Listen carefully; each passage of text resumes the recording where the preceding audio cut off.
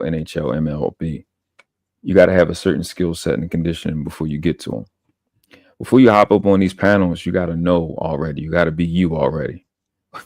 Because if you don't and you listen to these people, they're going to influence you with fake stuff. They're going to influence you with consumerism. And like the sister said, they be performing these conversations. They're not really having genuine conversation. They really trying to hop up here and have that Kevin Samuels moment or that Cynthia G moment and don't even know these goddamn people. But they seen the likes and they want to get the likes that they seen somebody else get. So it's a bunch of I don't mean to be ghetto, but it'd be a bunch of guys that's lame, never got no attention, and they just like we seen in the conscious community. A lot of them niggas never got talked to before, but then they started dropping the black woman as God crap, and then they got niggas in their face and all that BS. So it's happening here, and it's gonna happen amongst the cool niggas. It happens. You know what I'm saying? Absolutely. But you have to, as an adult, cipher through the BS. You know. Exactly. Yeah, man, it's a fact. Brother Lucifer, he said, what is it called when, that's a crazy name. What is it called when a chameleon can't change color? A reptile dysfunction. All right.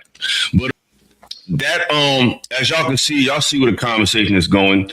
But it takes a little dark turn, you know what I'm saying? Because we see what Pearl's talking about. It's bullshit. We're not about to sit here and just talk about her all day because it's not about them, it's about us. So, as y'all can see, y'all seen me talk. Let's just play a little bit more. I want to see what this was in the 50s, not that long ago. So let's not act like fast forward a little bit. Of course you are, but why wouldn't you be proud of it? As an adult, you are responsible for your own behavior. So if you do something rude, or if you commit a crime, you are responsible. Nobody else is responsible for it. Absolutely. But that's not a black crime. It's not a black White issue. people commit more crime in this country than black people. So let's if we're gonna speak facts, let's really stop talk statistics and stop just blowing, just saying out anything. Because like Illa said, you're just what did she say? Hold on. Oh no, I'm hearing. You know, I ain't got the best ears either. Yeah, and it just. Of course you are, but why wouldn't you be proud of it? As an adult, you are responsible for your own behavior. So if you do something rude, or if you commit a crime, you are responsible. Nobody else is responsible for it. Absolutely. But that's not a black crime. It's not a black White issue. people commit more crime in this country than black people. So let's if we're gonna speak facts, let's really stop talk statistics and stop just blowing, just saying out anything. Because like Illa said, you're just black men are 20 you're not really. Like Illa said, you're just talking. So that implies that Illa's not just talking, because he's providing information as opposed to what you're doing. Can we come to that conclusion, to my esteemed panelists, that I can say that? Am I reaching by saying that? No, you're not reaching. Okay. So this is an example, ladies and gentlemen, of someone performing the conversation, and it's a lot of that in these spaces. Reaper Rell said, she's an imbecile that needs black people. That's why she dated them. You talking about Pearl? Yeah, she hired them. She had sex with them, and is always around them. Always talks about them. Absolutely, shout out to Reaper Rell. Yes, but this woman totally derails the damn show. So we're gonna fast forward to once Pearl leaves, because we know what she's talking about. We're gonna go to when she leaves, because it was such a great night. We all made all these great points. We all collaborated and contributed, yada, yada, yada. And then, as you can see, Saint and the Sinner comes up, and the conversation changed. So let's attack us behaviorally.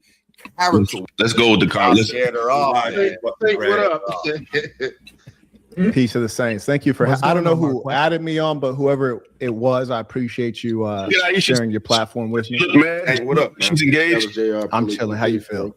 What's up, bro? She look all right to me. Good to see you. So Marquette was live reacting to it. I didn't really get to listen to it so much, but I was live. And the reason why I'm focusing on her individually, and I will focus on others, is because you got a lot of weird people in these spaces that be trying to make content and react to me, and they paint these narratives. See, the thing about this space is I'm gonna attack your mentality. I'm gonna attack your concepts. I'll try not to attack you personally, but these people will get up here and attack you personally based on them not agreeing with your content and try to paint a narrative of what type of person you are, as if you're abusive, as if you're mean and you hate black women and all that. And it be based on these clips that they're not analyzing correctly. So I seen a lot of people, I ain't gonna say they weird ass name, but they did a reaction to this video and they was trying to make it seem like this is an example of me berating a black woman. So you seen the footage. You seen how she agreed with me when I started speaking. She was smiling and all of that. So I just want y'all to see how it ends up going before the night is out. This the same live? What you say? This the same live? Yeah, this. Well, that's why I was a little bit late to the panel. I was live streaming. And I shared it on my live. And then a lot of people, if you've seen like the numbers went up on the Lapeef Network live, because I told everybody from my live to come on over. Then they told me that Marquette was live watching. So I'm like, Quette, come on in. So that's why we're here now. But yeah, man, what's the topic? Where's the moderator for this one? Can I just ask you all a question? For sure. Go ahead. It's just because I moderators, these goofies, man. Now we have to cook that. So my thing is this: I'm tired of people telling black people when to start taking history in account. It's like they have a start date. Like, we only going to deal with you post 75, and we're just going to focus on how do you critique of people after every complete atrocity has happened to them and try to evaluate that in the 34, recovering from something that took eons. That just doesn't make any sense to me. And the fact that they're trying to attack us behaviorally, character-wise, while discarding eons of cannibalism, child pee, beastie, like, why can't we take into account anything when we're talking to these people when everything that we're doing is just a byproduct of what happened to us? Not saying everything you do is because what happened to slavery, but this is post-grand life-altering atrocities. They're going to be at best we're going to be altered. So how can you just evaluate us off of that while discarding your entire existence of violence, pillaging, the worst of things? Just like I can't even have a real conversation with people like that. They're not being honest. So Illa, I don't agree with it, but I'm just going to tell you what the reasoning behind that is. It's on topic. It's almost like how when we're talking about if we're having a relationship convo and we tell the women and then we start doing the whatabouts, it's irrelevant. So we can't really do the whatabouts all the time. So that was the nature of it in this particular case. That's why when I came in, I chose not to mention anything about whatever it is that I feel like they do. Right? I just went. Oh, we got a comment I want to respond to. I'm sure he did in his voice. Let me see. Let's see. Yeah, these are stupid comments. They don't even. Blacks sold blacks to the Jews. Slavery in a nutshell. Oh, gee whiz. Well, this is the thing, fella. They did. But this is the common thing with with our people. Why, whatever we do, y'all always involved, though? Let's just say you're right. Let's just say blacks did sell blacks, but who do they sell them to? You. So whatever we're doing, you're always benefiting from it. We don't benefit from the destruction of white children's minds.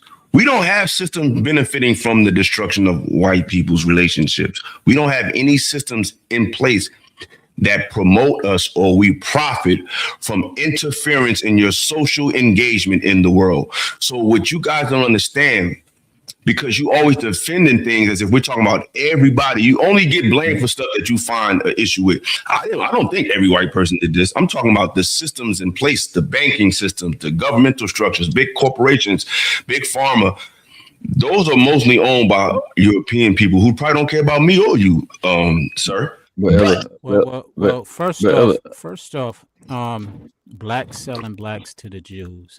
First off, Jews were black. Let's start there. We just indulge in this goofy ass.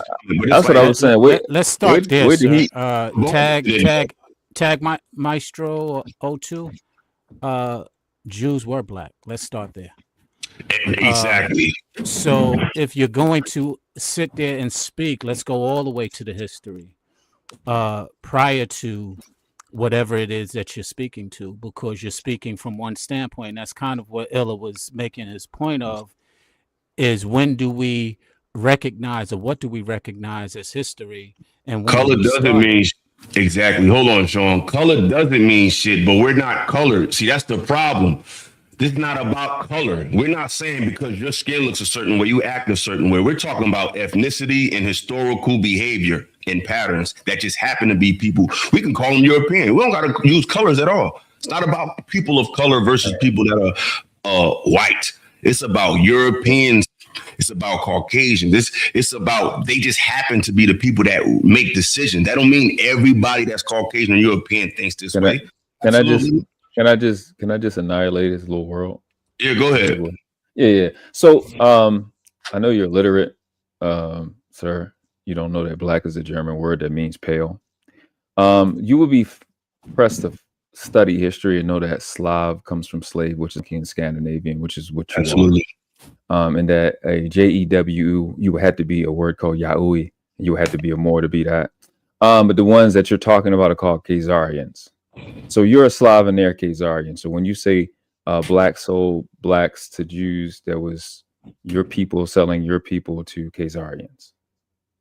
And you would go on, you'd be hard pressed to understand that the transatlantic slave trade was us selling you. And the Emancipation Proclamation was you freeing yourself. Candace Owens actually in the Prager University, she actually broke that down.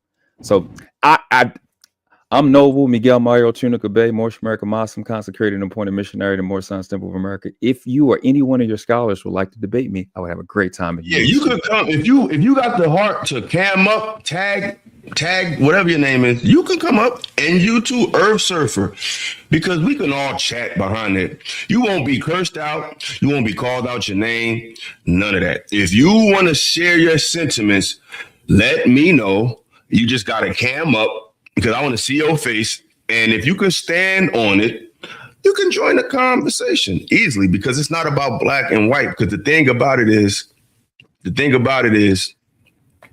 well, white people don't understand, and there's a way to engage us in this conversation if you want to have it honestly. But that's not what happens. If you come into the conversation like, listen, I understand you guys have been through a lot. I understand there's a lot of policy that's been done to this country by people of different races. Yeah. He on a virtual. He on a virtual. You can't send it do that one. You got to come to the other stream. You're going to have to come to the YouTube, bro, and I'm going to drop the link, but you're going to have to cam up. If you won't cam up, I'm going to drop you. I want to see your face, and I want you to see what's going on. But it's not about, you can't talk about it. It's how you guys talk about it. You totally discount the factors that created this schism, because we can prove to you that we had a certain way of living, and we had a certain way of dealing with not only each other, but you guys before the interference. So if you can't admit that, not you personally, like me, I'm not a gang member. I'm not a murderer. I'm not a pimp or a hustler or a thug, but can I admit that they exist in my community? Absolutely. Can I admit that they can give a misinterpretation of how we look to the world? Absolutely. But can you admit that your people, through the arts, through malnutrition, through a lot of things, we can go all day, can you admit that you have a hand to play in the American experience of black people that might cause an ism and schism? If you can't do that, then listen, he can't even act like he already knows you can't have a link in a vertical. He can't. That's why I've been past these, talking to these creatures, them and the Khazarians and the Slavs, like they're human. They don't want to do stuff like that. They just want to see, like Pearl, see if they can get a reaction out of you, because their self-worth, identity is dependent on getting a reaction out of us. They can't be them without us not being us. That's the only way they live. He knows you can't do that. He already knows that. You know what I'm saying? So he's just saying stupid stuff just to antagonize, just to get attention. No, we're gonna give him a chance. I'm gonna send him the link. I'm gonna give him a chance, man. I'm gonna give him a chance. I just hope you know what you're talking about. That's all we ask, bro. Yeah, just know what you're talking about. Is he asks a few times where the black Jews. if you go to Ethiopia, you'll find a lot of black Jews. You go to the continent of Africa, as well as in Europe, you'll find a lot of black Jews. Even in Israel, you'll find a lot of black Jews. Here in America, you'll find some black Jews. So I don't understand why he's so hard to find these people that he continues to. It's not a real question. Because of history. History to the what they say, whoever makes the gold makes the rules. They have colonized and monopolized thought for the whole planet. So it's assumed that people are this, that, and the third because most people don't read and have any scholarship. But we have the scholarship. But he got the link. You know what I'm saying? He want to pull up. He's more than welcome to do that. But we're going to get back into the show because I want to explain two aspects. I want to show you. I feel like this show with Pearl showed you it shows you the antagonist, and it shows you the problem outside of. Notice I said Pearl's perspective. I didn't say white people, but Pearl's perspective and people that think like her, whether they black or white. And we're going to see the problem in our community, which is people that are going to behave the way this woman is going to behave in about 5 minutes. So I'm going to fast forward a little bit to the conversation between me and Saint and Sinner where we were discussing possible solutions for the community. So let's get to it. By the facts to show how you're wrong as hell and you're giving out horrible data, incorrect data, and misleading. The only reason I said that is because they're evaluating us on a behavior level, as if our behavior is strictly dedicated on, as if their response to us is strictly predicated on our behavior, when history shows us, like I said before, at our best behavior, we were treated the worst. So that logic doesn't compute to me. But they're fully aware of that. They're fully aware of that. That's not something that we have to educate on. That's why sometimes I don't try to reason, because they're fully aware that there is something systemic going on. They're fully aware that it doesn't matter. That's where the fatigue comes in, because you know that they know. You know they know. It's one of those things where that's why I try to exercise stoicism, because what's the point of letting you get me riled up when I know that I know that you know that there is a systemic backing for this, because you can understand it in every other realm but this one, and you're purposely being obtuse. That's why it's kind of Also, all right, so real quick. So let me ask this guy something in the chat. Let me ask you something. Earth Surfer and Tag Mr. whatever your fucking name is. What is your explanation? And I'm gonna play it. I don't even not gonna pause it. What is your explanation for the black people of this country who behaved in the most benevolent way but were murdered? Like, how do you explain that? Ask you also, the so-called Jews, would you speak about them in this way? Would you discount what they went through? Would you just say that they're just complaining when they speak of, what happened to them in Germany?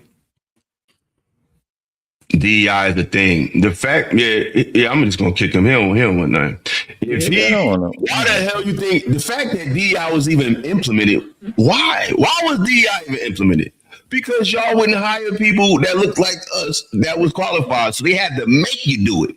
Y'all don't even understand the logic behind these policies. They gotta make y'all do shit because a lot of y'all nature is not as benevolent. Some of y'all is, but some of y'all are not. So you have to be forced to hire people because you wouldn't do it. So DI doesn't prove nothing but how biased you guys are. That law has to be put in to just make you act like a regular person. But we already read from literature earlier about the nature of our people when they got here. They said we was the most humble people in the world based on the accounts of Spanish explorers when they got here. So we're not talking from opinions. We're actually talking from literature. And we're mostly talking about a behavior more so than anything else. You know what I'm saying? Because she said we exploit your nature as if our nature is negative and your nature is bad. But history begs to differ. We got to get Saint in there and then Sweeney you up right after. And I think Cooley touched on it when he said it's the guilt. They feel guilt. No, they don't. The guilt that they So go ahead, Saint. That's not what I said, though. Yeah, that's not what I said. Hold on, y'all. Just a sec. Saint got the floor, then we're gonna go to Sweeney, and then Cooley. I guess if you want to go after that. Yeah, for sure. I appreciate that. So Thank you very much for yielding the floor. I do want to state before I left my stream, I especially came here because I wanted to catch Pearl. And before I left the stream, I said, hey, my team had reached out to her and she agreed 2 times and backed out. I said, if I showed up on that panel, she's going to run. I said that before I came over. As soon as she saw my face, she's like, actually, you know, the tea is boiling. And Shorty got up out of here so quick. But with regards to the specific question, I just want that to be stated for the record, because all of these white supremacists, they swear up and down they are the greatest intellect we've ever seen. And then instead of using meaningful statistics, data, and studies, they keep on telling you what their experience was. Well, my experience with Black people, I thought that was insane, because I'm like, I grew up in a ghetto, all my family's Black, and I barely see any Black people. How do you see that many Black people? I got to organize an event to be around Black folks. So they're using anecdotal lies, but to the point of the guilt, white folks don't feel any guilt. And one thing that we have to start doing is what you guys didn't pull out. And I was listening. This was a great conversation. I really enjoyed it so much that I decided to react to it as much as I can. So my commendations to all of you. But when she's talking about Black fatigue, she's a... You muted if you muted Ella. There you go. I want to get into it. I want to slide into another conversation about us now. Now, as you can see, he was very classy just now. He gave everybody credit because we're building right now. I'm building to a point. I want y'all to see the temperament of the men on the panel, how I was speaking, how Marquette was speaking. Now, does anyone feel like there was any animus? Was there any negativity? Was there any arrogance or dismissal or dismissive energy from any of the men that spoke so far? Did he seem like he was being arrogant, or was it seem like a more welcoming, appreciative type of energy, according to you guys? No, it wasn't nothing at that point. There was nothing arrogant about what he was saying. Okay. You, Miss Pearl, as a female on the panel, was there any toxic masculinity in that statement? It wasn't. Oh, okay. Just checking. We got to make sure the ladies, because I know if we do it, she's definitely gonna call us out. So let's get back to it. Essentially suggesting that there's something wrong in the Black genetics. Our DNA provides a propensity to violence. We're fundamentally bad people. And when you say there's something wrong with the DNA, you can't train people out of that. You can't educate them out of that. And she was even sly enough to say, not you, Cooley, you're cool. Which I was like, what is this, a TV show? Like, this is crazy. So the fact of the matter is that when they have identified your genetics as problematic, now they're providing the explanation as to why you can be eradicated, because they're doing it for the good and the peace of the society. Because you're the devil, you're the problem, so they're just going to get you out the way, because we tried to reform them. We gave these Black folks 300 years in America, and they still ain't acting right. The problem with these people is this. They'll point out the violence in our genetics, and they'll use their crime data, but they never acknowledge their crimes because their crimes are not recorded as such. One of the things I wanted to ask her is, how many people have Black folks killed in 2025? She wouldn't know the answer, but I'd give her time. She'd go check the answer. Then I say, okay, how many folks have white people killed in 2025? And then she'd go check the crime statistics, and then she'd come back with some very low number. And I say, okay, well, don't forget the 250,000 people with the Russia-Ukraine situation. Don't forget the 100,000 people with the Israel-Palestine situation. Mm-hmm. On. It's like when they commit murder, it's not a crime. For example, Donald Trump killing the people who are... Marquette, you muting yourself. You went in and out, bro. Damn. Yeah. Shit cutting a bit. It's cutting a bit. Your microphone is muted. It's cutting out. All right, so that was just good right there. You're back. Yeah. Just repeat the last 20 seconds. That's all we need. Okay, all I was saying is that their murder is not categorized as crime, whether you're talking about the Ukraine-Russia war, which is a war between whites, you're talking about Israel, Palestine, and America. a war started by whites, or you talk about something closer to home when you see those folks in those boats leaving out from Venezuela, allegedly, who are supposedly narcotraficantes and they're drug mules. Why didn't they get a trial? But why didn't Muammar Gaddafi get a trial? Why didn't Osama bin Laden get a trial? So they're Saint, real quick, Saint. Your joints cutting out right now, but listen, that's crazy. We're gonna try to be sensitive. It came back. I can hear you now, but we got to be sensitive of those words. You're not cursing or anything, but you know those words that'll get you banned. Okay, So, got you. My apologies. Small I yield the hats. floor. Yeah. Right. All right, bet. Sweetie, you up? Shout out to Bo, because me and her was talking, and those are the questions I had. I literally was about to say that. I was about to be like, shout out to Bo. But so some things that she said that, especially regarding scholarships, right? Over 75% of scholarships go to white people, despite them only being 60% of the population. With all the affirmative action and DEI and everything else you want to talk about, Black people still only get about 11% of scholarships, which is the percentage of our population, so to speak. So even with all we get, it only amounts to our population. But yet you are getting disproportionately the amount of scholarships, and you're saying that you're being systematically discriminated against? Make that shit make sense. Also, again, shout out to Bo. I wanted to address this. And I said this in the back chat. Well, I said, me and Bo was talking about it. This is how it came up, because I was like, I find it interesting that she only has Black fatigue after she got demonetized, after she pissed off Black people. And she invited the white racists on her show. And then she got demonetized, and then the Black people on her show stopped fucking with her. Now all of a sudden you got Black fatigue. Yeah, this one he was making sense. It seems opportunistic and retaliatory. That's what I said. It seemed like you rode the opportunity to shit on Black people because you invited this white racist on your show, and Black people stopped fucking with you, and you decided, there's a bag in this. Hey, look, I understand. Hey, JR, shout out to you. I understand. You know, the numbers. It's going crazy right now in the chat. But god damn, sometimes we don't need to invite white people into a conversation about what goes on with us. Who gives a fuck what Pearl has to think about what Black people are doing? And I get what he was saying, but I look at it like this. I look at it like it's not about trying to convince her or people of anything. It's about peace, Miss Plum. See you later. It's about showing our people that these are the people that are working the mechanisms of your mindset. So you need to discard that shit. It's not about getting them to convince them of anything. It's like they need to see this. This is the one. This is the woman that the manosphere embraced just because he had it. She understood the ills of women. This is the woman.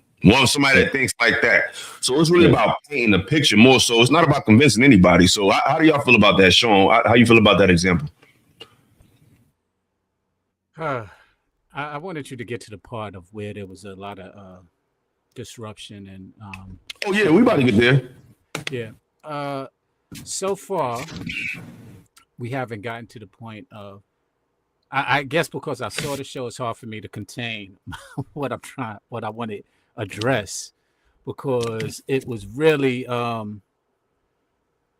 it was a show of exactly what sometimes women are accused of.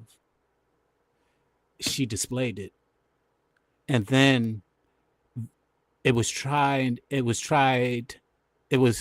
attempted to be defended by not only her, but Sweeney and a few other people, was trying to defend the behavior that was just spoken about that plagues our community, whether it's a woman who has this behavior or whether it's a man who has this behavior. And we didn't get to the behavior just yet, but when you and her went at it, it was really a display of exactly where the dysfunction and where the separation comes within our community, whereas it wasn't displayed earlier on. Because the funny thing is, when you're speaking about a subject and you're speaking about, the enemy kind of jumps around in conversations. The enemy is white people at one point. And then when the white person is gone, the enemy now becomes the black man versus the woman. And then when the black man is gone and it's just amongst women, the enemy becomes the pick-me. And so this enemy just continues to jump around so that you can behave the way that you want and you can justify your dysfunction instead of address your dysfunction. Yeah, and what killed me, my fault, okay. The thing that killed me, not killed me, the thing that really bothered me about the conversation was the timing. Oh, this guy had the nerve to pull up. He really pulled up. The timing of the conversation, the timing of how she came at us,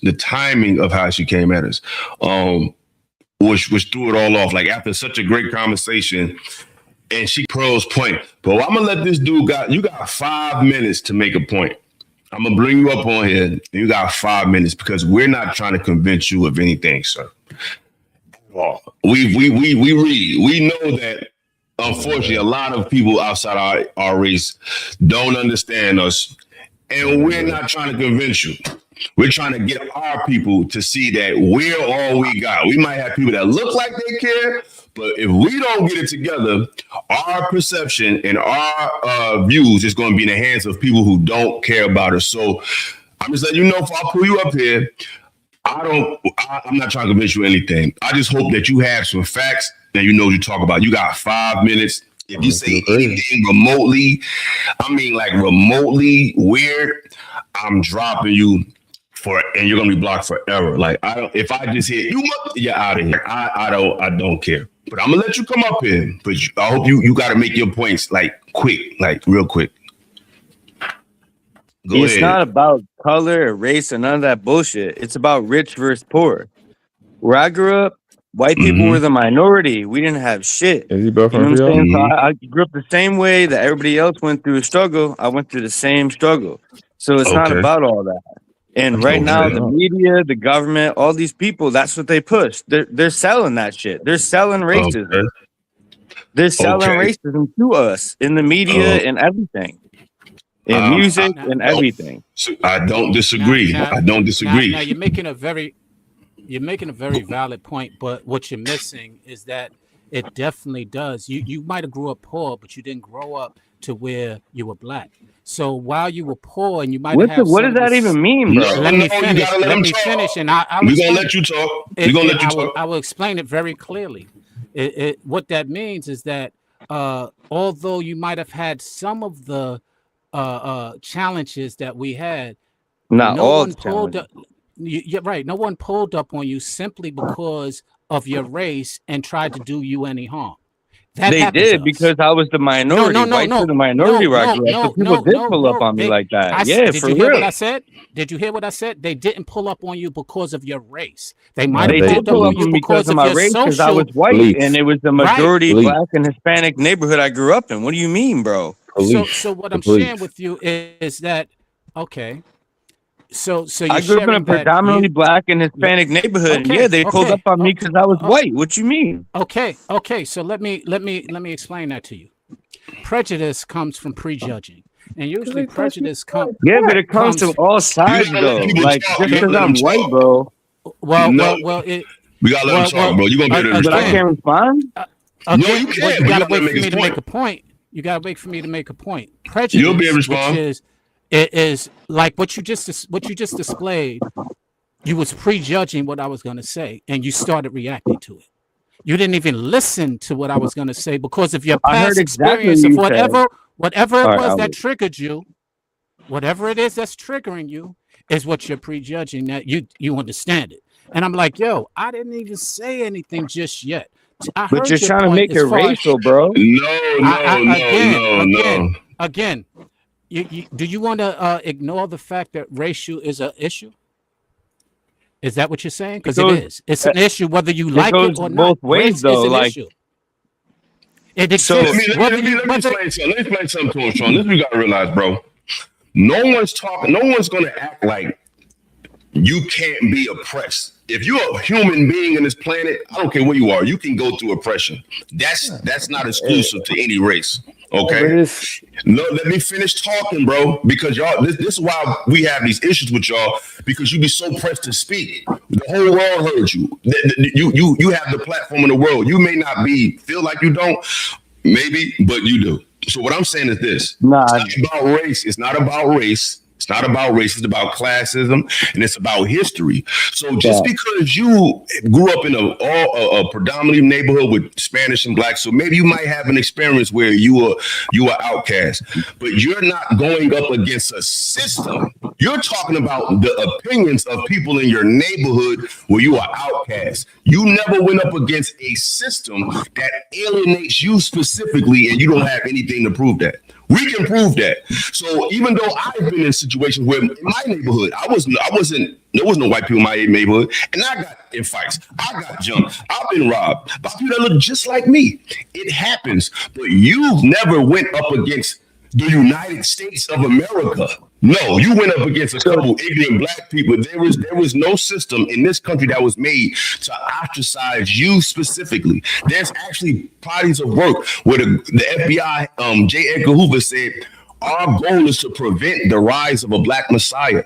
Fred Hampton Jr. hold on. Fred Hampton Jr. was shot 17 times in his sleep. The breakfast program that the United States government used, you know who they got it from? They literally got it from the Black Panthers. And they murdered those people. So unless you can show me upstart groups in the white community where they was feeding their children, where they were just trying to help white people, and the government totally eradicated you, you would put your situation in our situation from a bigger picture. You're talking about individual shit. Individually, we're going to go through a lot of stuff. I'm talking about as a whole. What as a whole stopped your people as a whole? Right. Well, white Democrats elected Barack Obama, right? Yeah. What did Barack Obama do to stop the upward mobility of white people? He didn't do shit because he was a fake. What are you talking about? Barack Obama got elected by white Democrats. What did Barack Obama do to prevent the upward mobility of your people? This is stupid. What do you mean? I'm saying that you're talking about how the system is against Blacks, and the Barack Obama got it voted in, dude. By white. What did Barack Obama do to stop and prevent the upward mobility of your people? Why did he need to do that? Answer the question, because that's what happened to us. So I'm trying to, because you're trying to justify how you and I are saying. But so when you say us, you're acting like you were an active member of slavery or something. Like that's not like I'm acting. It's cool. What he's saying, I got him, because this is light work. We're not acting like that at all. We're talking about. Are you familiar with redlining? Do you know what that is? No, it sounds like bullshit politician shit. Well, so it sounds. See, that's what I'm saying. That's not an intelligent response. Like if you because there's all these like. You're gonna stop talking when I'm talking, because I don't need to do this, because I'm informed. I read. I don't need to prove nothing to you about anything I know. It means absolutely nothing. I'm just being gracious to you since you have so much to say in the chat. So what I'm trying to test your knowledge base, because you talk a lot, but I don't think you really know what you're talking about because you're so touchy about the black and white thing. So what I'm asking you don't even let me talk. You just cut me off and you scream and shout, like, you know. First of all, it's my show. I don't really care how you feel. I get it. It's your show, but like you're saying, you're trying to like give me a chance to talk, and you don't. I'm asking you questions that you don't have the answer to, because you compare yourself to us. Ask me the question. I asked you 4 times already, didn't have the answer. So what I'm saying is, what we're talking about is, because you're trying to say, hey, I went through fucked up shit just like you went through fucked up shit. That's your argument. What I'm telling you is, I didn't say those words at all, but okay. You didn't say that verbatim, but you said, when I grew up in the neighborhood, I got attacked by black people just like you got attacked by black people. We're all the same. What's the difference between race? No, I said the same way that you get attacked by white people, I get attacked by black people. It's the same thing. I never said I even got attacked by white people. I never even said that. That's an exception. That's an exception. And there's exceptions in every rule. We're talking about generally. Like he just said, so only black people can be oppressed. Is what you're saying, bro? That's not what we're saying. No, that's crazy work. That's crazy work. Listen to some of the questions. He said, "Did you know what redlining was?" You said, "No, I'm not familiar. It's probably some politics." Okay, that's what we're trying to do. You know why? Because as soon as we said it, what did you say? You said that sounds like. You didn't say I didn't know that. The second time when we called you on it, when he just asked you, now you said, well, explain it. But you know what you said the first time? Because we're talking about our nature. So that means your first response is 9 out of 10 times your natural response. Your natural response was, that sounds like some politic bullshit, which means, my friend, you don't know what the fuck you're talking about. And you are programmed to think that anybody that has a challenge to your perspective is a liberal. So you live in that mind of liberals or Democrats. Like y'all are just following a trend of a mindset that they're making everybody think either liberal or Democrat, as if that has anything to do with anything. When our people was attacked, we was attacked by liberals and Democrats and conservatives. It really didn't matter. So what I'm telling you is, if you do not understand the history in this country, because right now, if I break my foot, right, and 5 years later I have a limp, somebody's gonna ask me, hey, why are you limping? I'm gonna say 5 years ago I injured my foot, so I currently 5 years later still limp. So we're describing, listen, we're describing a limp from an activity that hasn't been remedied. Are we saying we're enslaved? No, we're not enslaved, but we're still suffering from politics that took wealth from us. See, it's about wealth. See, when they attack Black Wall Street, when they redline me and you create zones where Black people are not allowed to live. When you redline areas, you have things like Jim Crow. When you give people, when you deny people wealth, you prevent their future generations from having it. So just because you don't see what's being hit on us, the damage was done to prevent mobility today. So I don't have to be in the noose. It's about economics. If you displace my grandmother and you take wealth from my grandmother, that's going to prevent her from giving it to me. So we're describing past atrocities. That's why this country, even though the Holocaust didn't happen in America, right, buddy? It happened in Germany. But guess what? America still gives them billions of dollars because they remember. So why, when we're bringing up things that affected us, why does that bother you so much? Why do you even give a fuck how we feel about what we went through? Why does that bother you so much? The fact that it bothers you so much speaks to the sentiment of an assumption that what you say fucking matters more than what we say. And if you don't even have, yes, because what you're talking about has nothing to do with us. I don't give a fuck. The thing is, I don't give a fuck. But the Jewish people were the ones that took African tribes, sold their own people to the Jewish, who then sold them to the Americans. No. And you know what? That's not true. That's the truth. And on top of that, hold on, Sean. What year are you talking about? Tag Master, what year are you talking about? What year did that happen? Just let me continue. Like you guys tell me to talk. You talk, let me talk. Right? And so, had those Africans not come to America, you'd never have African Americans. Okay, all right, you said it. We already got that. Only Africans who were stuck in. What year? I need to ask you a question. Do you have any literature? I'm gonna unmute you. Do you have any literature to back up your arguments? Well, you guys. Do you have any literature to support your arguments? I talk every time. You're making a historical claim. Literature to support your argument. You keep muting me every time I try to talk. Do you have any literature to support your argument? Because I was educated in America, and I know when I go to schools, my teachers always ask me to show my work and provide sources for your evidence. That's what we learned in this white academia country, where they ask you to cite your sources when you're doing papers. I learned that from you guys. So I'm asking you, do you have any literature to support your claim, sir? Unmute him. I'm muted. I keep getting muted. Every time I try to talk, you guys just mute me. So, like, what's the purpose? Literature to support your claim. What's the purpose of having a conversation when you mute me every time I try to speak back? Get the fuck out of here. You don't have the literature. We're not about to play with this goofy dude. He didn't have the information. Like I said, when you pull them to it, they don't have nothing. It's nothing he had. I asked him 4 times. They don't have any information. They don't have any literature. It's I'm white and you have to be wrong because you're just some Negroes talking some bullshit on the internet. With that early bullshit, because crime is about proximity. So you was in a black neighborhood. That's why you got your ass whooped. The same reason the other black people in that same neighborhood was getting their ass whooped. Had you grew up in a white neighborhood, guess who would have been whooping your ass? White people. Exactly. It's about proximity. It's not, oh, hey, he's white. It's you're here. and we're about to do something. So you're here. We did it to you. Well, He was talking about his feelings. Tommy, in fairness, that's not entirely true. We know that. We know that when there are different races in our communities, they're targeted.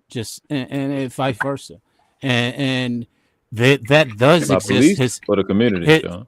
No, police police is a or the different community? story. I agree with you, but what I'm pointing out is that it's not specific to when there are people who are targeted because of race, and white people who live in black neighborhoods were targeted at times. Not all, but it definitely existed.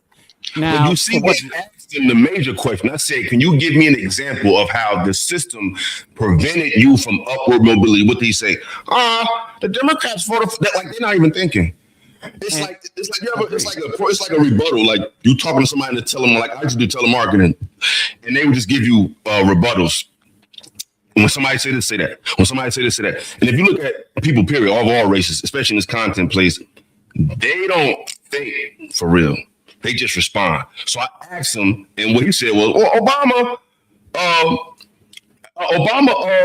voted. The Democrats voted in Obama as if a black man getting voted into president proves that they were attacked, or that proves that someone was holding them back. It's like they don't even. Well, the funny thing is that argument that he was trying to use. You got a job, it's so an argument. That's not my job, bro. I'm a manager. I tell people what to do. The argument that he was using is an argument that a lot of people like to use, which is now that a black man has become a president, all of a sudden everything is erased, and it's just not the case. According to them, he went black. And think about it. I asked him, I said, well, how did Obama get in office prevent you from doing anything? They just talking, and they talk from a position where they assume that you're stupid. But he interrupted us. Yeah, I just gave him a little. I don't think you look like he was older. But one thing that I think they don't get about us, because we're raised being taught this history. And I'm not blaming them, but I don't think white people raise their kids teaching them the same history that we're being taught. So for them, the events that we're talking about is literally like 100 and something years ago, because it's not reinforced to them. So like me, I have my grandfather's uncle. In the 2000s, he was still scared to sit in a restaurant with white people because of what happened to him. So that's something that I see. And I understand, okay, this is what happened. For them, like, I put it like this. I'm sure all of you guys have white friends. When's the last time one of them said, damn, my dad told me they did some fucked up shit back in the day, but you know what? They changed. I've never heard it, not fucking once. Reaper, come on camera. But somebody was in them black and white pictures whooping ass. So where are those people at, and where are their kids, and where are their grandkids? Because we never hear from them. They act like the shit never happened. We saw what happened with Jerry Jones. When we saw the picture of him, no, what happened was I was just trying to see what was going on. That's what they do. You did all of this shit in the past, and then when your kids is getting raised, that's why we had this disconnect with the generations. When our generation comes and we're talking to them from what our parents told us, they're completely conflicted because they were never told this shit. So even like when you said redlining, how are you an American? You don't know redlining because your parents not talking to you about that. But look how he responded to it. I don't know what is that. Oh, that's some political bullshit. That's bullshit. But what's funny is, hold on, Tommy. What's funny is, like I be telling y'all, when we dealing with these black panelists, they have the spirit of these people. When I brought up books, when I was on Lapeef a couple weeks ago, what did they tell me? Oh, that's bullshit. That's bullshit. I don't want to hear that bullshit. It's the spirit. It's like the Matrix. Inside of everybody is an Agent Smith. As soon as you show that you Neo, they're gonna show you that they Agent Smith. I don't know who Mercy Justice is that keep coming through but I don't even trust that name. That sound like some police shit. I ain't even pulling you up there. If I don't know you and you haven't said them in the chat, I can know your mentality, I'm just not gonna let you randomly come up here. Like this ain't one of them. This ain't one of them shows. Let him land with this. This is how close we were to redlining. It's a city out here called El Dorado Hills, California. It's an affluent suburb outside of Sacramento. We had a black family buy a house out there, and when they got the deed to the house, it literally still said on there, "Do not sell to coloreds." That's how close we are to redlining. That shit went 100 years ago. But when they talk about it, again, that's why they always jump straight to slavery, because slavery was so far ago. But you don't want to talk about all the shit that came after it. Go ahead. Have any one of y'all ever seen like your grandmother's birth certificate and it had Negro on it? Yep. Yeah. And I had my great grandmother around, so I heard the stories when shit was active. Yeah, it's real out there, man. But just guys like him, it's like we know he don't know nothing about history. The stuff he's saying is crazy. Well, what's interesting is the Jews sold y'all to Africans. Like, boy, the Jews were expelled on 1492. Like, what do you? Like, shut up. Black, and suits everybody in the chat. Apologies for coming in so abruptly. Salute to my brother, world class. Salute to Tommy B, straight up Trife Life Tommy B, and salute to Illasophical, See you in a minute. Salute, bro. Yeah, I've been busy, man. But it's funny. You guys talk about history. We the only people that gets told, or black people. Let me say black because people say, "Oh, you're African." About fair enough. Black Americans are the only people that are told to forget about their history. The reason why is because it's the most powerful. If any white person, Irish person, if anybody else had the history of African Americans in this country and the way they persevered, they would propagandize that to the gills. Yeah. But then you have, and it's fair enough when white people say, "Oh, forget about they're white, whatever." Like, but when other black people don't look at it as a way to weaponize it, to teach the children, to teach the youth that are coming up about this history and using a way to galvanize them, energize them to do better than us, right? It's disgusting. Every other group takes their parts of history and they lie about it. They lie about it. Go to an Italian person's house and hear about the all the extols of the Roman Empire, and you even might hear some people talk about Mussolini. And this guy was, whatever. I ain't gonna get into that, right? So, but it's just funny how Black Americans get told, this crap, and other Black Americans back it up and say, forget about the history. Like, why? Why would you forget about history? And the thing, Burrell is. I'm sorry. Go ahead. Go ahead. I'm gonna come behind. No, I was just gonna say one more thing. I remember there was an Irish comedian, if I remember, he said if this was damn, I'm forgetting his name now. He used to do this show called Tough Crowd. And I remember he said if white people were treated, if Irish people were treated like how white people or how black people were treated, they would have burned America down. And they get confused as to why black people haven't done that yet. Just think about how powerful that statement is. Everybody else would have burned America down, and yet black people haven't. And I can tell you real quick why we don't, because this is our shit, and we know that. Irish man will burn down somebody else's shit, but this is our shit. Everybody keep telling all us that we come from some fucking shit that didn't exist. That's the reason we don't. Our grandmother's been telling us we from here. Grandfather's been telling us that. That's why we would have fuck gonna burn this shit down. And this thing. Go ahead. I'm gonna go after you. And I'm just in what Illa said. We wasn't before they came over here. We wasn't on that type shit. We had already had our wars. Even when they got here, we was cool because after slavery, we still was yes, boss, yes, boss, yes, all that. So it's like what you expect after years and years and years. But this is the thing I want to make. I hope people are paying attention to this. I don't bring up history to say this is why I can't make $1. This is why you can't make $1. Even though there's some truth to that as a whole, but that's not why I bring up history. I bring up history to show you a history of behavior from us and them. If you see us behaving, fuck the money, fuck all of that. Behavior.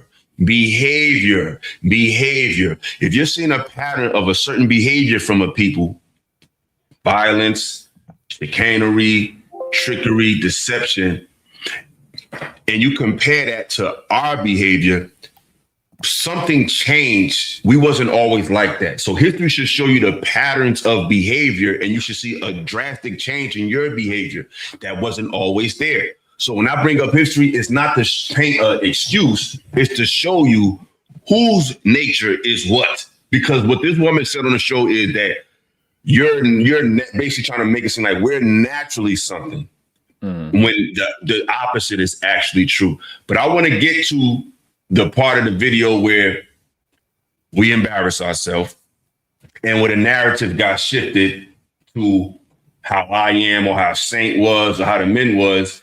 And I just want y'all to see it unfold in real time. Hold on, wait. You was fucking with us tooth and nail. That's what I said when I came on the panel when I first spoke. Let's realize it's trendy right now. It's trendy to speak about black people. If you go on X, that's what I was going to say. If you go on TikTok, it's far-right conservatives, they're speaking about black people just for no reason. He's speaking. Sounds like he understands what we're talking about, right? Mm-hmm. All right, just being clear. It's fun for them to say the N-word, and me, myself, and I personally, I don't care about the N-word. I'm not sensitive, but with these white folks that use the N-word on Twitter, it's just very funny. Because if I'm gonna use a word, I don't even cuss actually. But if I am gonna use a word, I'll use the word in any situation.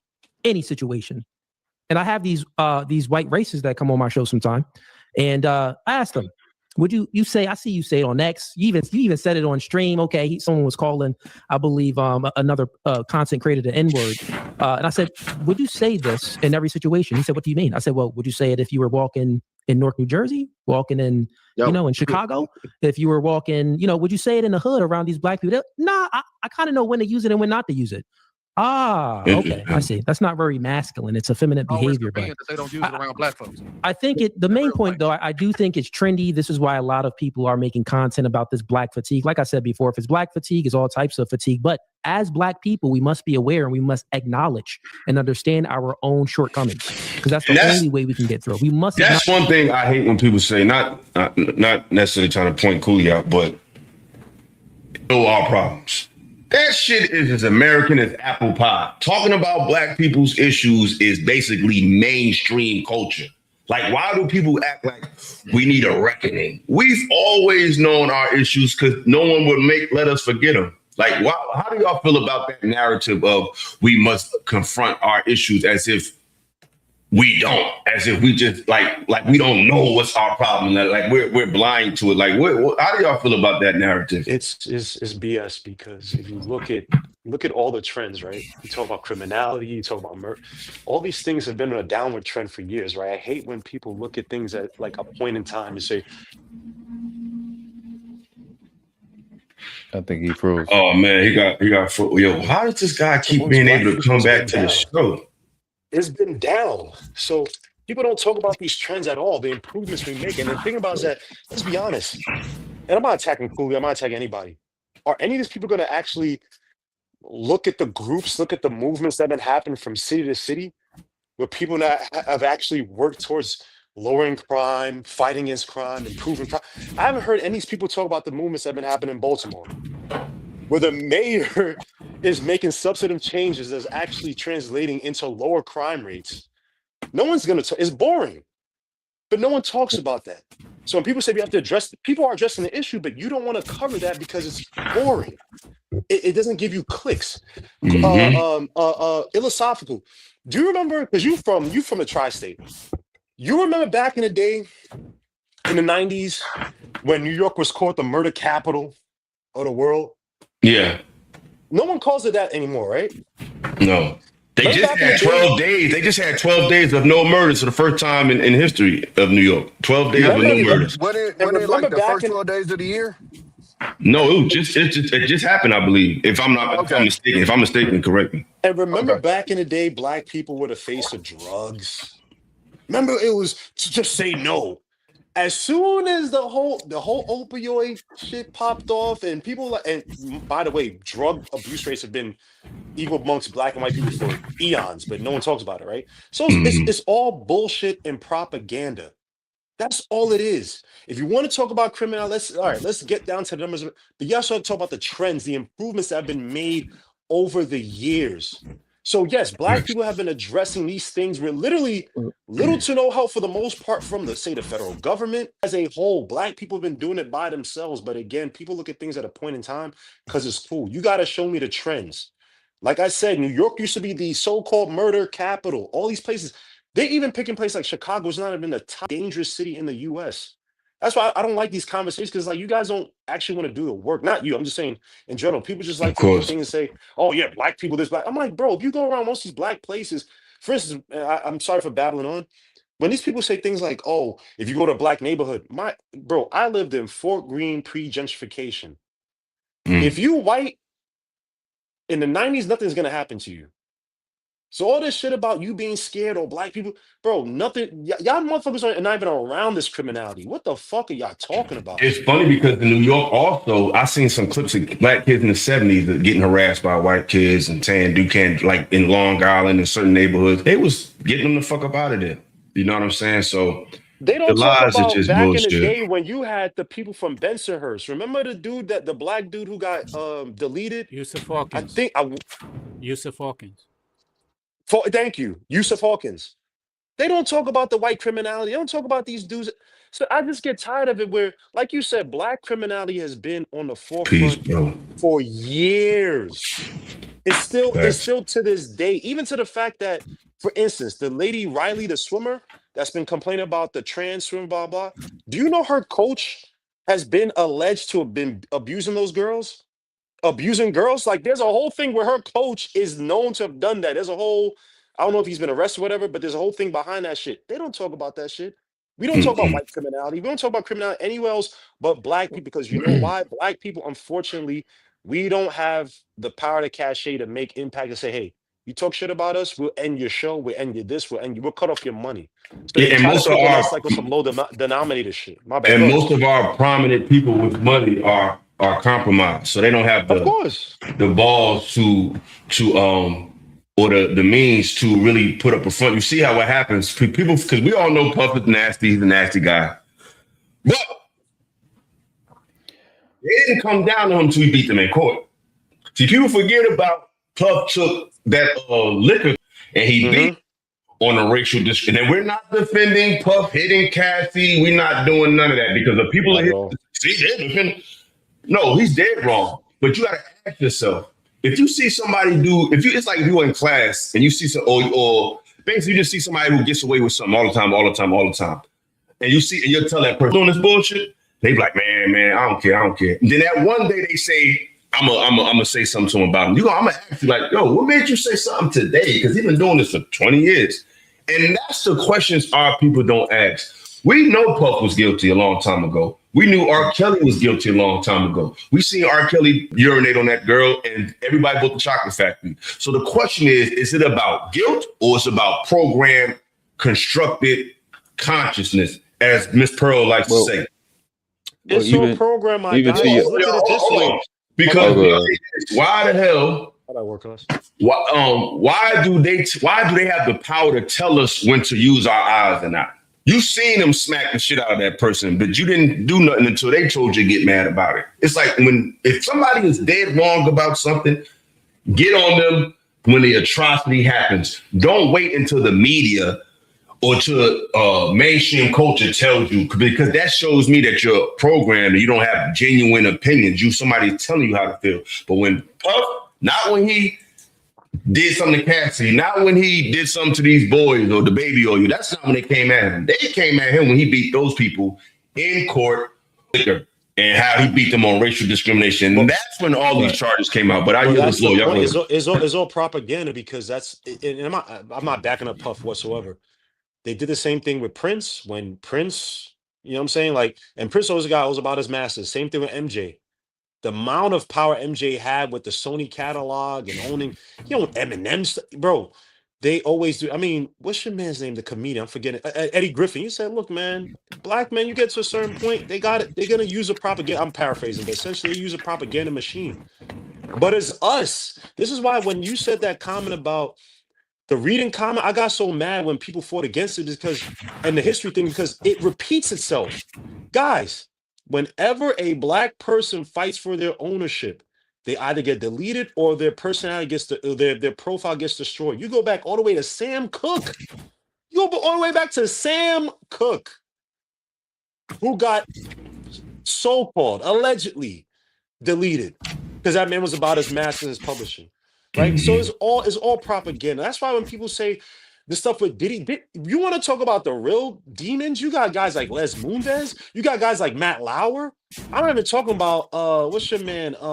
What the movie shit? Is it Epstein? What not? Epstein, man, fucking Elvis his girl was what, 14? Elvis was with Come on, bro. Hugh Hefner in the Hugh 80s Hefner used to had pop Brooke. pills in girls' He had mouths. Brooke Shields pose naked in Playboy, and she was 11 years old. Yes. Yes. Yes. But Brooke that gets Shields was normalized. naked in Playboy at That 11 gets years old. normalized and forgotten. Black people, it's oh my P. Diddy, and the thing P. Diddy pales in comparison to these guys, and two, P. Diddy probably had evidence on these other guys doing some. Of course, it was a humiliation ritual. It's a humiliation ritual. I'm sorry, but world class. My bad. I keep cutting you off. My bad, bro. We're not defending Puff.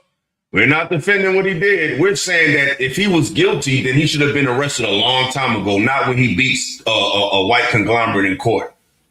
So is it about his guilt, or is it about him beating someone in court? Because he's been guilty. He's been doing these things. It's not about nobody defending that shit. Hell no, ain't defending that shit. But if he was guilty, then he should have been arrested.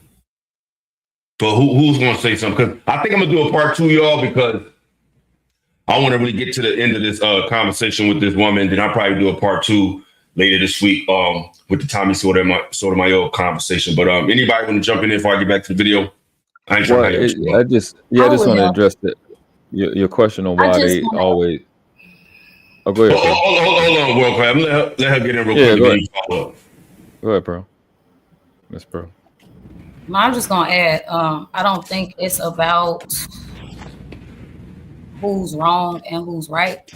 Once they become celebrities, they're already a puppet. So it's always going to be how much money you're making us. So if you're saying like he took the big conglomerate to court and he won, so now we actually have to pay you money that we selectively been paying you. It's almost like you even tried to bite the hand that fed you. So now we got to punish you.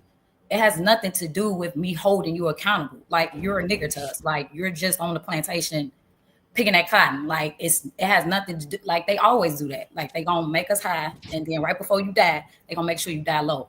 That's just the game that they always play. So Diddy ain't no different than nobody else. He just fell on the sword just like everybody else. Because once they get that money, they get that inflated ego, and you actually think you're gonna go against your slave masters, and you're gonna make them give you something. Like you're not. You're still doing like he's just being punished right now. That's what that's about. It has nothing to do with accountability. You just can't go against them. They don't like that. Mm-hmm. And real quick disclaimer, if you have a wrench by your name, use that shit. It's not a sticker. If you see somebody doing something goofy, you got the power to kick their ass the hell up out of here. This ain't these other channels that just want a whole bunch of people up here just to make a whole bunch of chaotic scenes. Like, as you can see, people always swear, ill as this. We ain't nobody arguing on my channel. Ain't nobody getting cursed out. Conversation is flowing.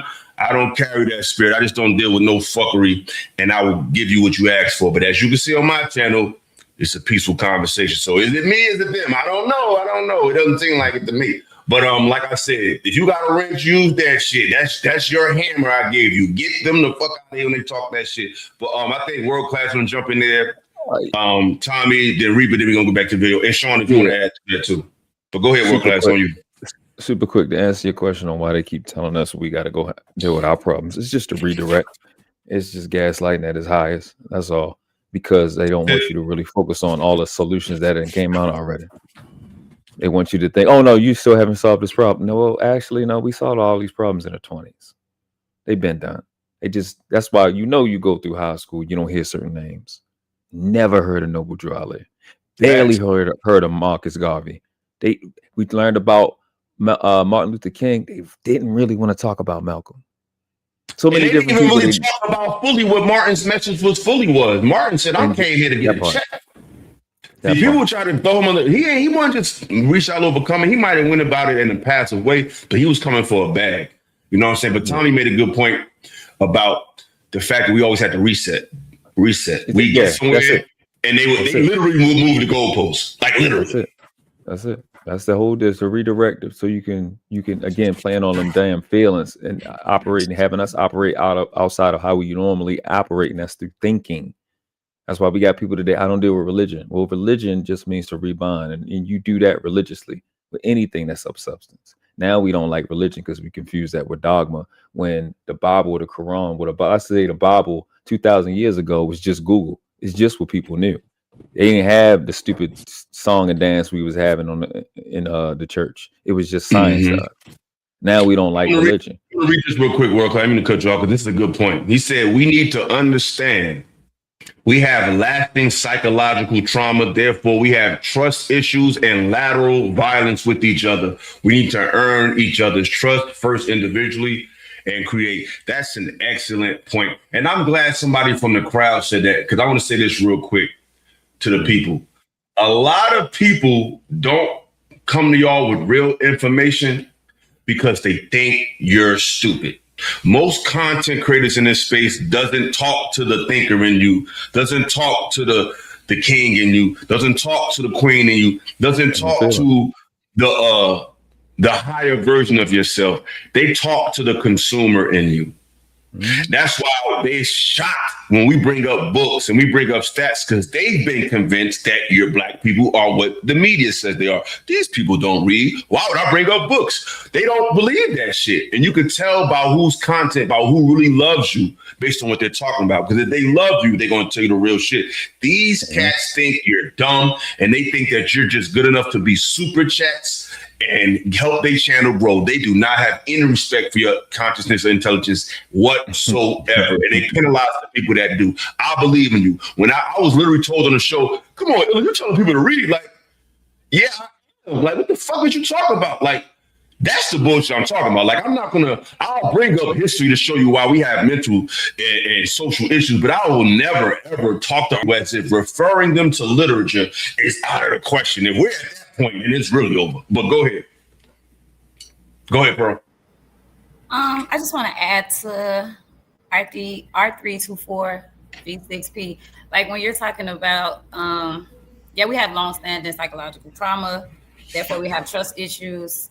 So I've been in the school systems for 20 years now, and always have us teach Malcolm X and Martin Luther King. Like those two are seemingly contrarian. So when you're educating or you're trying to indoctrinate people, it's very easy to separate us and create divisiveness by literally giving us two different leaders who have two different perspectives.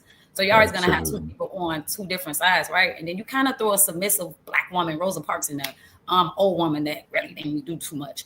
And those are like the three that you are learning from pre-K all the way to 12th, right?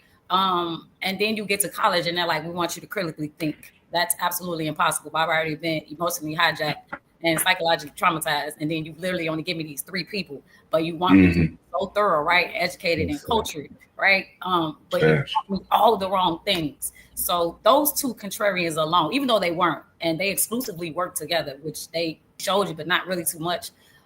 So again, I just wanted to point that out. I completely agree. But the way that we've learned, and it's not really learned, it's indoctrinated, it's through decisiveness. So I just wanted to point that out. That was a perfect point. This brother said, do y'all think most black people actually care about it? Actually, I don't. My thing is they don't care about it because they don't know how it's relative to today. And that's why they probably don't care about it, because they don't understand how it affects them. It's hard to see the impact of something if you don't know it's affecting you. You know what I mean? It's like going to the doctor and you find out you got gallbladders and all that. You feel, I feel fine. You feel fine, but you don't know what's actually affecting you because you don't have the analysis for what's going on inside you. So yeah, a lot of them don't want to know because they don't see the value in it, and they think that they've made it. Well, I got my job, I got my money. I don't. What the fuck I need to know about the past for? So you're right, brother. They don't want to know, but that's why we here, because ultimately, I feel like it's about the children. You can't teach adult shit. You can't teach old dog new tricks. But the youth need to understand that. Go ahead. Honestly, Illa, I think a lot of people's not. I'll say this. I think a lot of people are scared about it because they don't know how to control their emotion back. And you look at history and you say, man, we've been effed up this much. Those will be the people that they can't work. They would maybe have a psychological break. To this day, I don't know anybody who has said, hey, man, history's been this, blah, blah. We've been held down by this. I don't know any of those people to not have a job or not have a career. Right. So when people say, oh, if you think about it, it's going to hold you back. I don't know, not near one person who says, yeah, this group did this to us, blah, blah, and they don't have a job or a career and they're not making money. So Absolutely. all That's that what stuff killed when me. people say it's holding us back, I'm like, I don't know anybody who literally sits at home, lives off welfare, and all they say to me when I visit with or I chill with them is like, yo, man, a white man's holding me. I don't know not near one person. So that a lot of people, they're not outside. They don't have friends, they don't have families, or not to say family, I don't say that, but they don't have friends, they're not outside. So when they say some of this stupid shit, is excuse my language, is either narratives that they push or they hear something online. Because I'm like, I don't know anybody who does that. Like half the people y'all sit up here and say black people this, black people. I know people have 2-3 freaking security jobs. They work their asses off despite the fact that you could look back and say, yeah, you know what?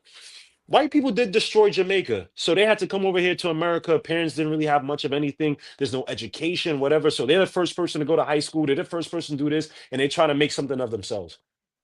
I don't know a lot of people's, you know what I'm saying? So go ahead. Absolutely. That's a great point. The entirety of our community is about caring about our history. The entirety of it. Black people got to work twice as hard to do the same thing. It's ingrained in us from the beginning. All the extra shit that we do on a football field, rapping, basketball field, is because we looked at this history. Oh, we bitches. Oh, we punks. Or y'all can just watch this. Every opportunity we got, we drag. And so yeah, they care. They may not care to the degree in which you want to compare somebody to some other race. And we don't care the same way because we ain't got the same weapons. But we definitely care because we trying to floss every time we get up. You don't want to educate a black populace and the one that remembers his history. What did J. Edgar Hoover say? He said the Black Panthers were the greatest threat to internal security in America. Mind you, this is allegedly a half black or a mixed guy who's also a closet, whatever. But anyway, right? You don't want these people being educated. Look what the reason why California doesn't have guns right now is because of the Black Panthers.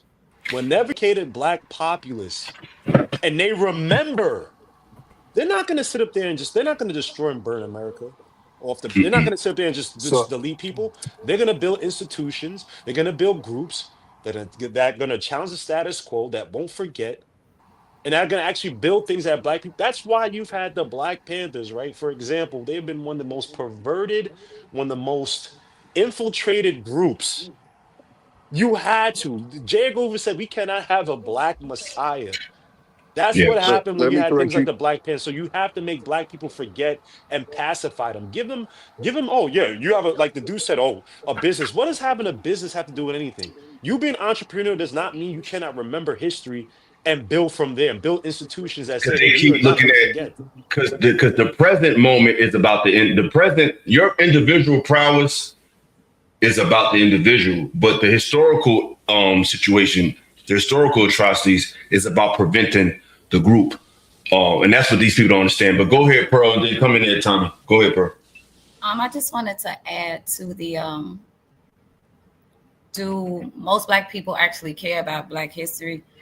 Again, that's a part of the constructed consciousness that's here. Constructed consciousness is when you have like the big conglomerates that come together and decide what books are going to be created, who's going to pick those voices, whose voices are going to be marginalized, and what context of those like historical editions are going to be added or not. So again, I say all that to say we've been desensitized to our history and we've allowed every other race to seem like they're glamorized. Like every time every other race has their history, like their goddesses, they got statues, they have a lot of things that commemorate them. And then when you come to our side, it's like, yeah, we're going to commemorate you guys as slaves. Like that's as far back as your history goes. That's here.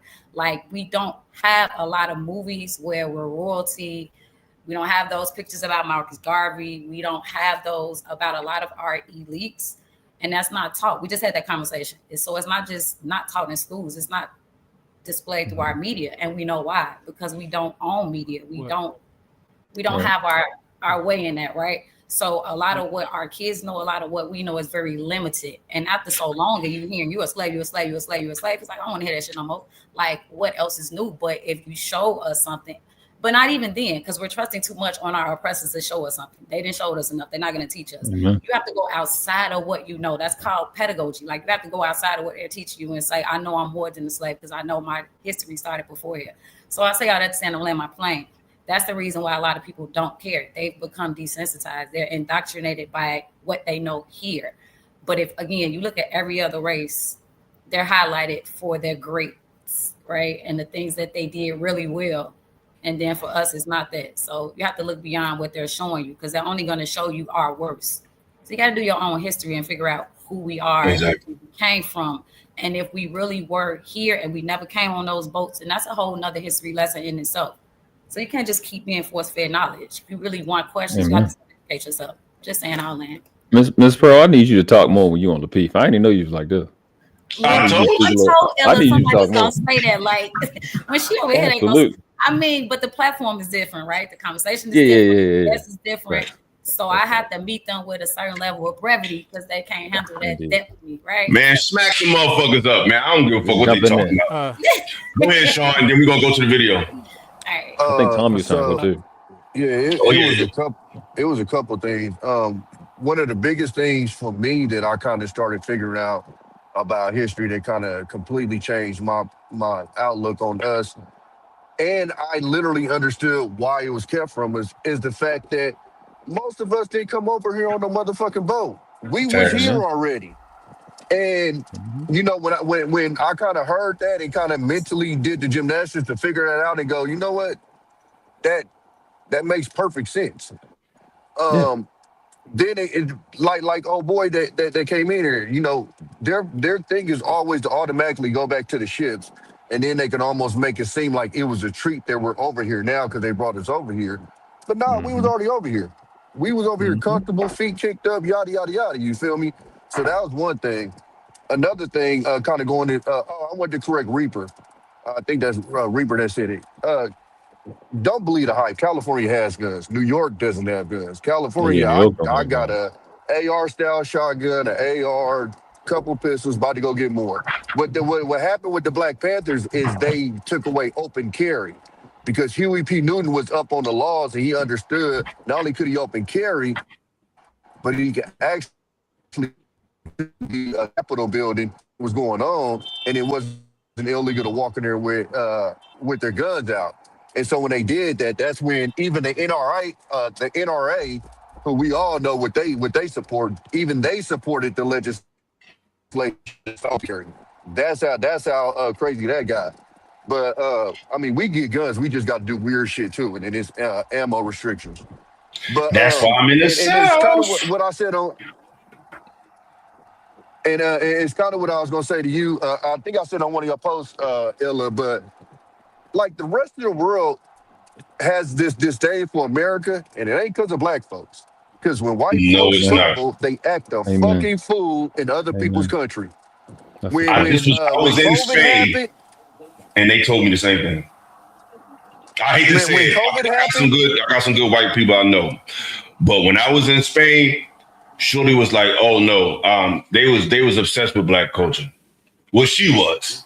She was like, "Oh, my blood is tainted because, you know, I'm European." This is how she was talking. She wasn't raised over here. She was from El Salvador, learned English in England, and grew up in Madrid. And it's Moors all over the statue. They're all over the place because we was all over in Spain.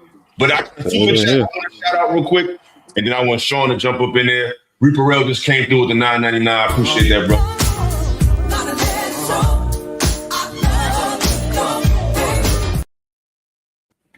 Appreciate that, Reaper Rail. I think you kind of messed up on these words. You said, "My bad, look, my phone died." Great convo. When I said, I guess you said performed on the Black Panthers. I know you didn't say that. So something on the Black Panthers. I meant external forces that destroyed them with agents and the like. Just to clarify, I appreciate that. Yeah, but yeah, finish what you were saying, Tommy. Then about to drop, Ella. Y'all be safe. All right, peace. Thanks for pulling up.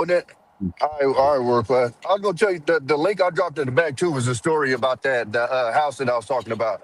But when COVID hit and Americans couldn't travel and the world celebrated that fact, they wasn't celebrating because black people wasn't going over there. We don't be over there that much. It was the white folks, and I was in the military, so I went over there and I know how they act. And they go over there and they act a fucking fool. So, you know, this misnomer that we're the ones that I go back to what I said originally.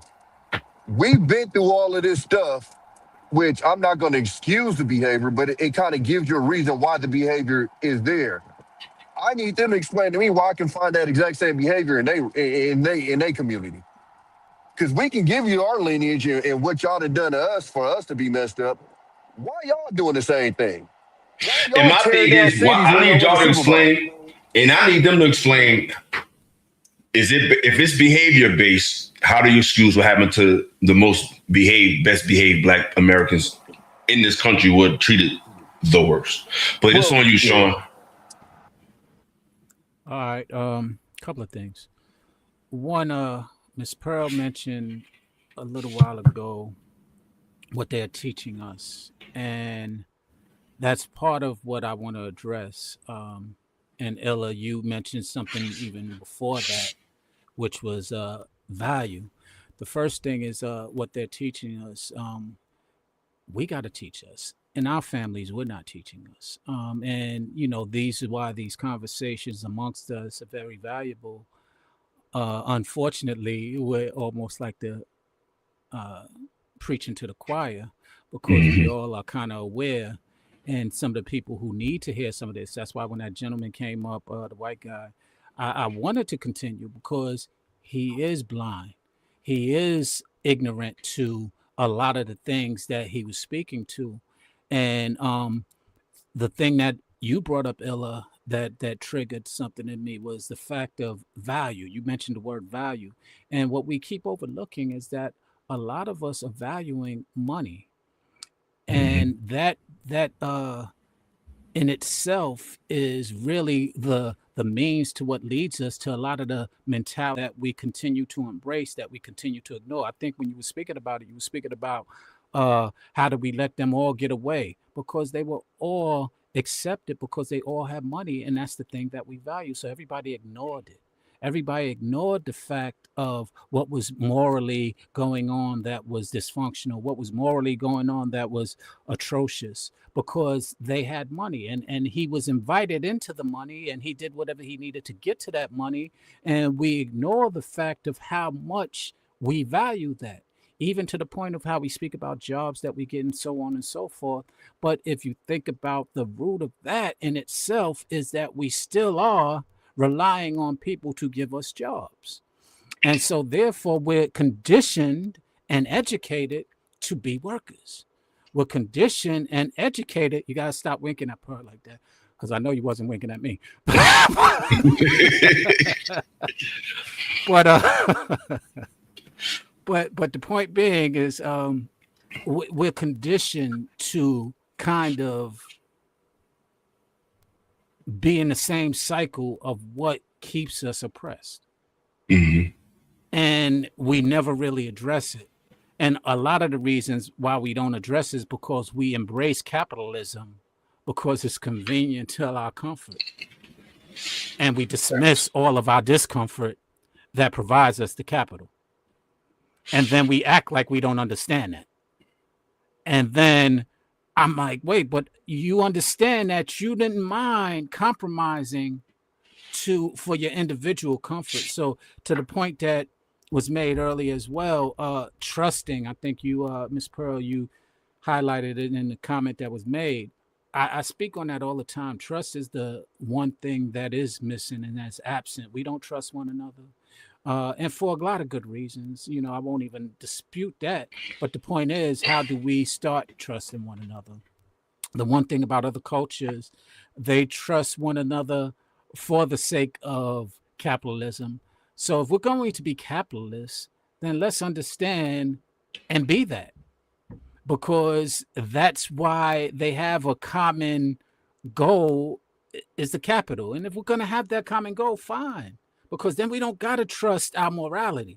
Like, for example, you don't have to trust a used car salesman if you know about cars.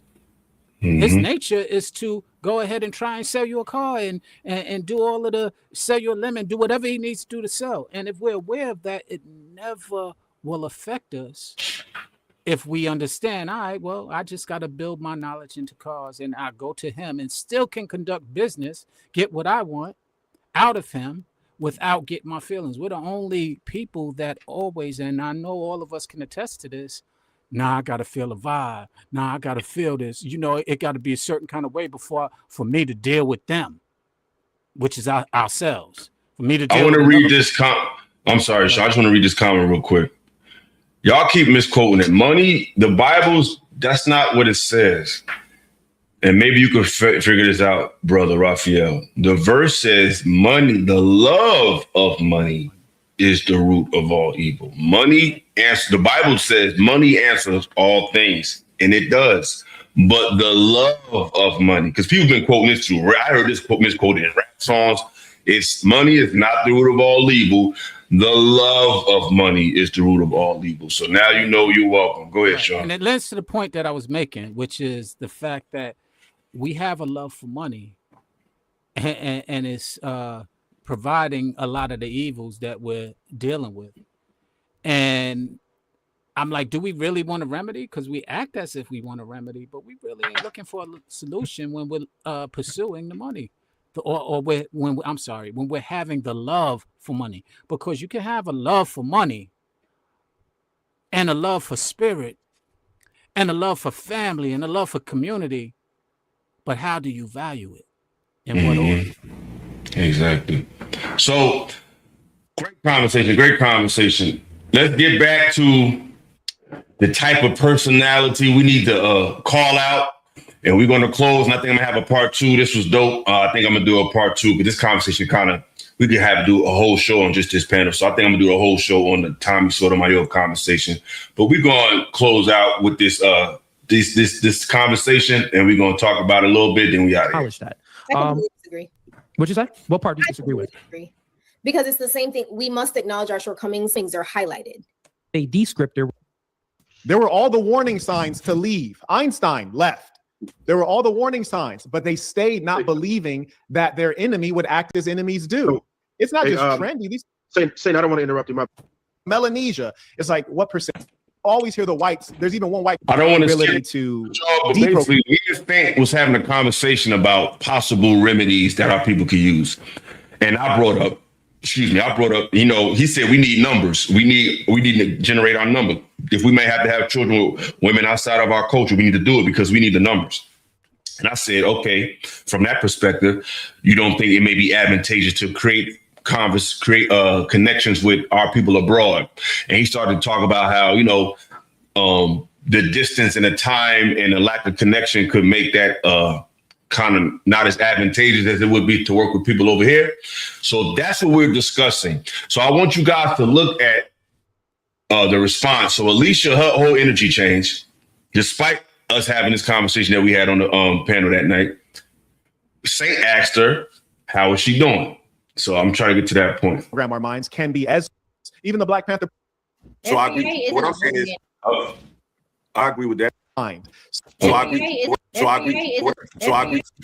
So often we're basically using what we learned in university, which was a brainwash. And the idea that we're in such disrepair that we can't recover, absolutely not. It takes training, conditioning, enculturation, and education, and that can be done within a generation, but it will take force. And if we're really serious about getting on track, we have to start applying force. I've already done it. I'm not talking about what I'm guessing on. I'm talking about what I'm at work at. Like, for example, we talk about income and criminality. Look at her face. Look at her energy. He's literally talking about what we need to do to change our people. And I just want y'all to really take mental notes of what he said so you can apply that and compare, contrast to the accusation she make and see if it adds up. Because a lot of people reviewed this conversation from such a biased perspective. And I do this so now y'all can say, oh, Illa's always right. No, I want y'all to know who's causing division amongst the brothers and the sisters. And you could tell by the commentary I have, based on the commentary that other people have, who's here for unification and who's here for clicks, likes, subscriptions, and division. People who are poor tend to commit more crimes. So we should be teaching entrepreneurship. That's something I've been doing for over a decade, and it works. You can go to my website. You got a bunch of products created by Black people. We just have to be able to franchise it out strategically and have greater faith in ourselves. We're phenomenal people, especially those of us in America. We're the most remarkable ethnic group on earth, including the whites and anyone else you want to name. Look at that beautiful compliment. He just said that our people is the most beautiful, most intelligent people on earth. That means he was talking about Sweeney, Bo, Lapeef, Trev, Cooley, True, Aisha, Pearl, himself, and me. He just complimented the panel. But just listen to this woman. I agree with that. Do you so to piggyback on your point? Do you think that'll be advantageous or not for us to start looking not just as an American? Because I know we have an FBA movement where it's caused another type of schism. It's not a movement. It's just a name. No, I get it, but it's like Black Lives Matter was once a name, and then it became a movement. So you're right. That was a white woman's movement. That was a liberal white woman movement. Yeah. Absolutely, it's founded by George Soros, but it was first just a little hashtag, and then it became a reality. So I agree. What I'm saying is, it's a lineage. It's just another numbers, name to say that you're Black American. You're not going to do that. You're not going to say it's a movement. It doesn't have I get that. Lineage. Can we just now, who's being rude? Who's being disrespectful? Who's disrespecting somebody? Is it me or is it this woman? But let's keep watching. By that, just like you want to be called African American. I never even made my point. I never said I wanted to be called African American. That never even came out of my mouth. I was just talking about how we need numbers. We might have to look abroad. But look at what this woman is saying. I never even made the point though. I'm just talking about the concept. Because he's talking about numbers. He brought up numbers. We need numbers. So what I'm saying is we need numbers. So if we do, hell yeah. But if we do need numbers, like you said that, hey, maybe interracial dating can be advantageous because of a Black man. No, I'm not recommending it, but I'm saying that it's militarily useful. Yes. I agree with that. I'm just saying as a point, not saying you advocate for it, but you brought it up as an option that can be utilized efficiently. So what I'm saying is if that can be utilized efficiently, wouldn't you think that, and I'm just throwing it out there to the panel, wouldn't you think that it would be advantageous to attempt to create bonds with Black? I said to the panel. That means anybody could answer. People abroad, if we're willing to work, hey, if y'all don't agree, y'all agree. I'm saying you don't think that would be advantageous to connect with Black people all over the world. If it's a numbers thing, especially if we can get numbers from being with the white woman. Now, is that a fair argument, y'all? If our issue is numbers, and I understand the FBA conversation, I respect it, but if the conversation was numbers. Is it fair for me to say, hey, if numbers is the issue, would it be an option to numbers with people that look like us abroad? We all know we don't have everything in common with them. But if you had to pick who is more likely to be relatable to us, I would think Islanders and Africans, if we're talking about numbers. Is that a fair thing to say, ladies and gentlemen? It is. It's not. Anything is fair to say, and that was a good point. But I will say that I noticed in this time looking at it is that when you did make the reference of other women in other cultures is when she checked out. Because I'm looking at her now versus prior. As soon as you made the comment about going abroad for other women, look at her face. But I didn't necessarily say go abroad for other women. I just say you made mention. So it's just the conversation around. Right. You made mention of going to other countries and to ask your question. And as soon as you made mention, if you rewind a little bit, as soon as you made mention of another woman outside of America, or maybe even a competitive to her, she immediately. But the thing is, Sean, I didn't even bring up foreign women. When I brought it up, I was talking about numbers as far as networking. Rewind. No, I believe you, but I'm saying I want you to look at her reaction. No. Maybe about a minute.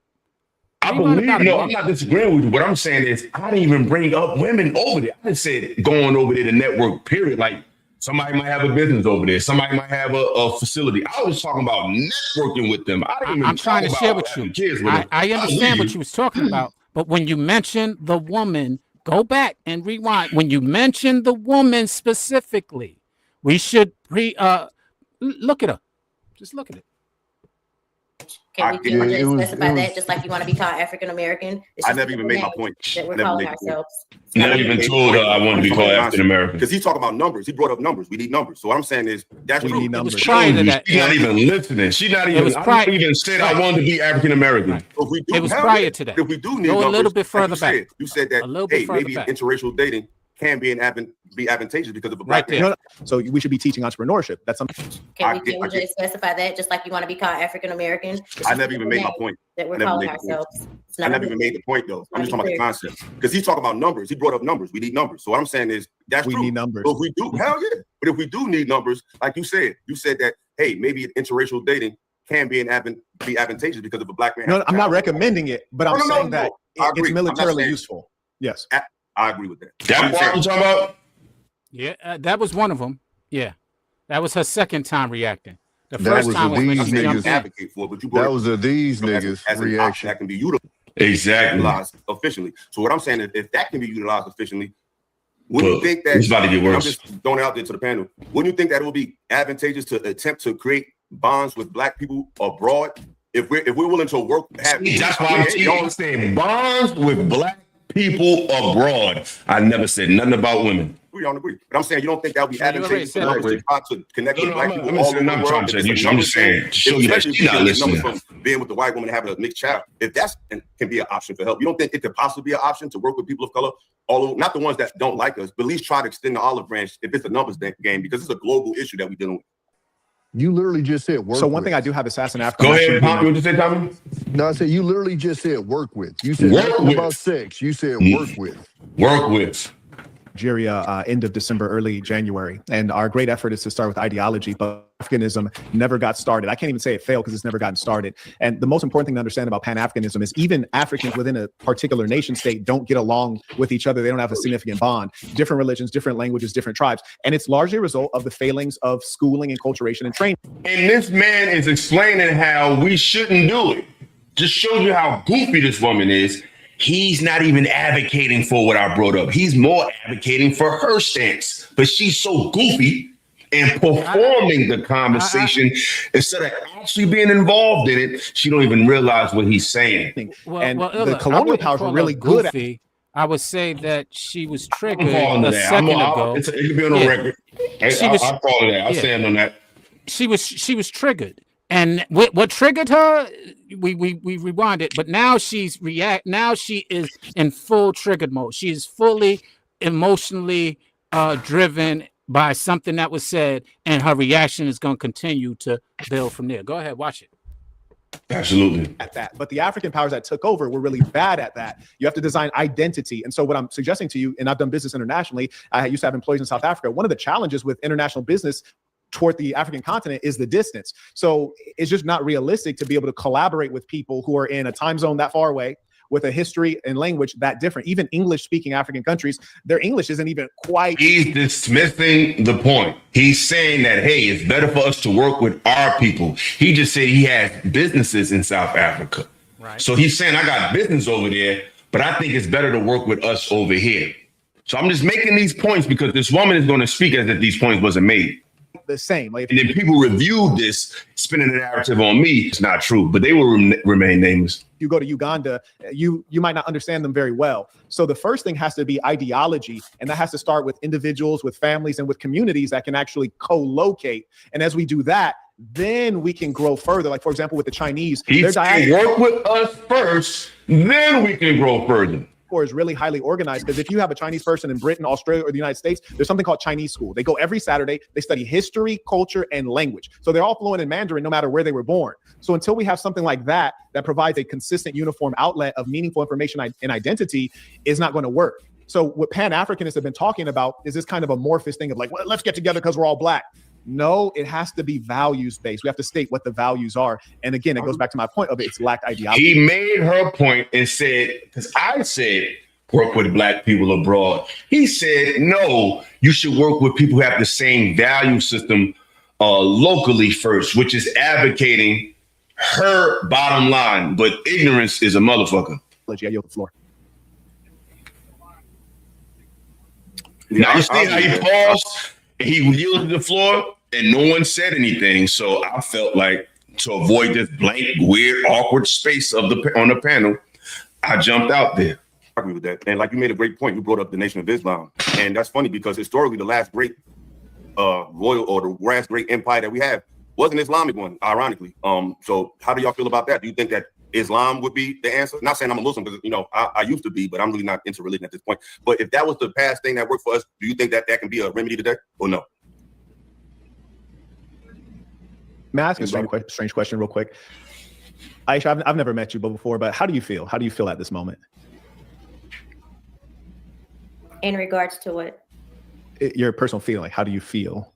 Like, how are you? Am I in a good mood today? Yeah. I'm good. I'm fine. Okay. The reason I ask is because according to a lot of people in this space, this man gaslit her and was picking on her by asking her how she's doing. Well, let me build on that, Illa, because I think I spoke to you about this. Right now, exactly what she said is the issue. She lied. She wasn't fine. She was, and what he was picking up on is she was pouting. Like if you look at a child and your child is pouting, that's what she's doing right there. And he's asking her, what is the problem? And she sat there and lied. I want to really emphasize, because she said, I'm fine, which is the lie. And then that we see that you're not fine. And I say this, I'm pointing it out because I identify this in, I just had right before I came here, I was speaking about emotional immaturity or emotional intelligence. And being able to see these things are things that we're capable of, but then when you directly address it, defense comes up when you're guilty of it. And she is guilty of exactly what's happening. And instead of answering it honestly, she deflected it with dishonesty, saying, oh, I'm fine. Just like as what's his name? Mr. Lecco would say, women are children. Every time I argue with him about somebody prove us right. Somebody prove me that's right. Right. They're proving them right. And this is a prime example of being proven right, of her acting like a child. And then she wants to ignore it, like she doesn't recognize that she's sitting over there pouting because she was triggered earlier about something she didn't want to hear or something that whatever triggered her. And now she's responding to it physically. And somebody who's observing that physical response is asking her about it so that he doesn't assume. He asked her what's going on, and she specifically, and I'm going to call her out on it, lied. And then you got grown black people, male, especially the men, that will see this and demonize me, just women, and further. Because what people don't realize is repeating lies and creating narratives is damaging to the minds of people who are looking for answers. You're not helping people by showing them something that's purple and telling them that it's yellow. That's not helping nobody. If you're in a position to have a channel, YouTube channel, any type of content, and you could display and explain conversations in real time, the responsibility is on you accurately. And the fact that people can rehash it and lie is creating just more and more division and more confirmation bias in our people. That's not helping us at all. But let's get back to it. And before you go, Ella, I don't want you to use the word lie because y'all had your little conflict. Let me use it because I don't know her, and it's just an observation. Listen, she's goofy as fuck. She ain't that damn bright. You brought up them 2 degrees like you was saying something. It's cool, Sean. You can play the good guy. No, I'm saying, but but this is the reason why I address it because and a lot of people jumped on that shit. So I'm gonna expose your goofy ass tonight. You try to say that I was disrespectful to women, all this goofy shit. Even though we showed that as I was speaking on the show, you were smiling and skinning and grinning. You understood exactly what I was talking about. I didn't disrespect nobody. So no, I got all the energy. I'm calling your ass out. I'm calling you out. You're goofy to me. You prove that you goofy to me. And I'm gonna prove why I feel like that. Because I had 2 encounters with you specifically, and I feel like you don't know what the fuck you're talking about. And you perform the conversation and you really don't know. You don't really have the decorum for these conversations. And you just go with whatever. And I'm standing on that. Illa, Eric Hutchins, you goofy as fuck. Well, Illa, all I'm saying is, and you know, we spoke about this before, is that just causes further division. Now, to your point, she is acting goofy as fuck. I can embrace that. But to call her goofy, I'll give you that. Right. You to call her goofy as fuck. I mean, because all I've been seeing is goofiness. Right, but no. That's not true, Illa, and you got to give credit where credit. Conversation going on the phone, y'all. This how it goes. But right. But that's not true, though, Illa.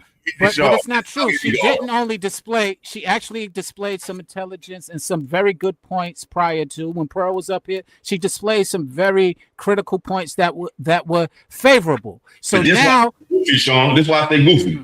Because how can you make those points and then act like that? That means that's easy. I can answer that.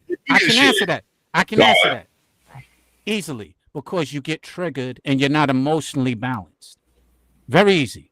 Once you get triggered, and now you're no longer reacting. You're no longer reacting on the facts. Now you haven't been emotionally driven to a point of where you're irrational.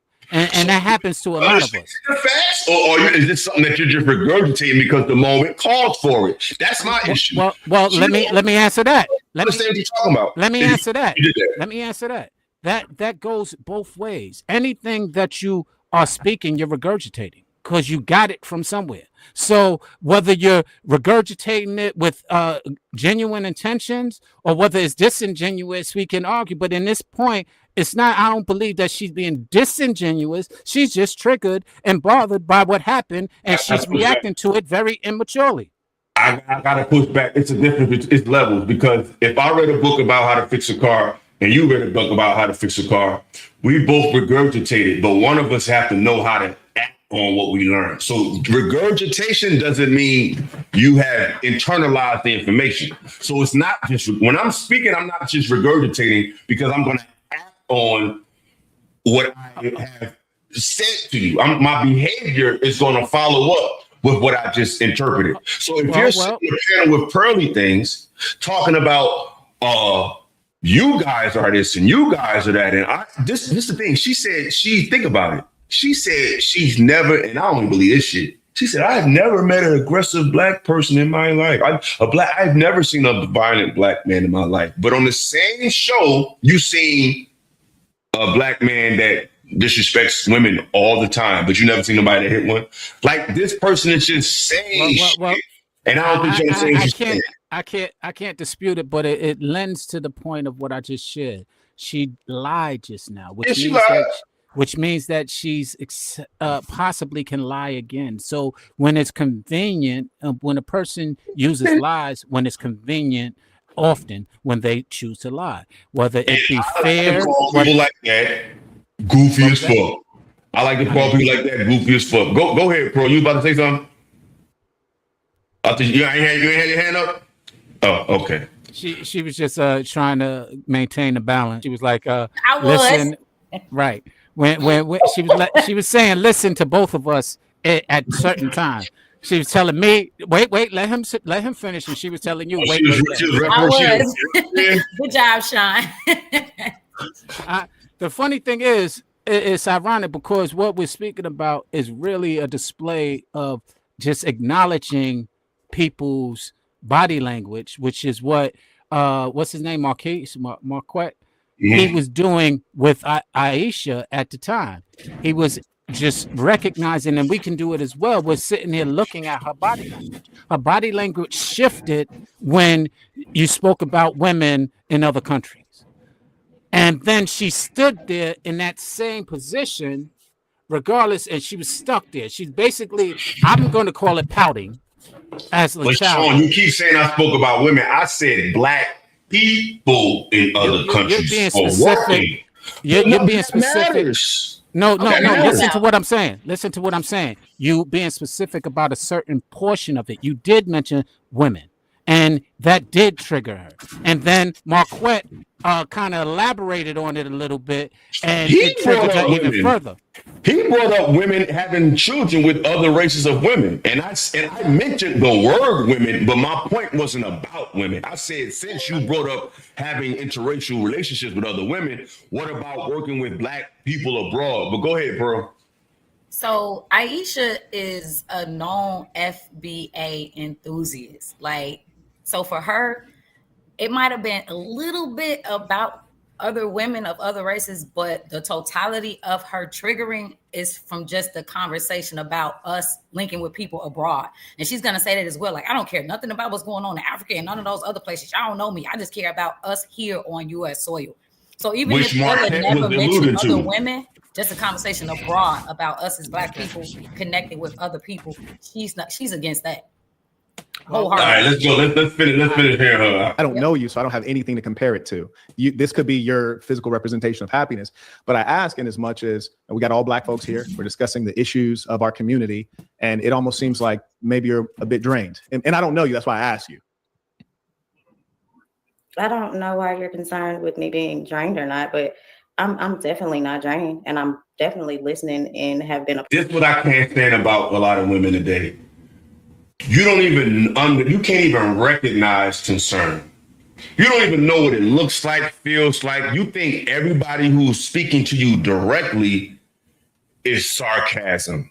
Intellectual, direct conversation is. She took that shit and she took everything he said as sarcasm. Hold on, Sean. I want to keep going. We're gonna wrap. Let me just get through this. Well, Illa, man, you keep on interrupting her. Could I? Go ahead. I'm just joking. All right, man. I was about to get you. Part of the conversation the entire night. I just think that you guys were having your own dialect, and we were having our own dialect when we gave the panel an opportunity to speak, and no one said something. So for the sake of having a fucking show, we had to fill the vacuum with some fucking conversation. This is a 2-degree person. Zoned out a couple of times because you're long-winded. And I feel like now she's insulting him. She's saying he's long-winded. We're talking about Black issues after we just so-called was attacked by the European. Now she's dismissing and diminishing the intellectual dialogue of a solution to Black men. Already knew the point of what was going to be said, but no, I'm doing just fine. I yield the floor. And this is the disingenuous. That was kind of strange. But hold up, don't go yet. Let's go. Let's let him cook. No, I mean they laying down pillars. I think that there's a consensus thought the fact that we do need structure. So when the next man spoke, he said they're laying down pillars. So that means what she said didn't resonate with anybody with a brain. But as you can see, the two at the top corners, they seem to be offended. Look at Sweeney's face. He looks offended. Why are you mad? Ideology. I don't know if we need to tie a tag to it. I want y'all to watch him too. I think that's where things get a little bit muddy. And I think because we do that now, we're very trying to figure out what maybe be a superior approach. I think that we need to figure out what is most conducive to progress. And it could be as simple as men are leading the charge. It could be as simple as having conversations. What I believe occurs more often than not is the men are not the ones who are so much divided. I think when we start having conversations, we're still battling the women that want to have a different. He picked up on the spirit. True slick with it. I like how he did that. He calling her. I don't even know what he's doing. He's showing you that. Once again, when we start trying to get to some type of ground, and it's funny that the woman with the so-called natural hair. That's why y'all gotta realize this for the fellas out there. Don't be falling for that bohemian shit. That don't always mean that they saying something that they deep or they woke or they got some spiritual understanding. Thanks for pulling up, Tommy. It doesn't always mean that. Sometimes that's a farce. Like Andre 3000 said a long time ago, he said every man with golds for the fall. He said every man with dreads for the cause is everyone with golds for the falls. No, so don't get caught up in appearance. It's outcast and criminal, not the Black experience. You know what I'm saying? Google that. So notice she has the afro, she has the natural look, but no doubt. Shout out to Tom. He said, nice meeting y'all, Miss Pearl and Sean. Dope show. Thank you. Headed to bed. I know that's right. I definitely got to show him love.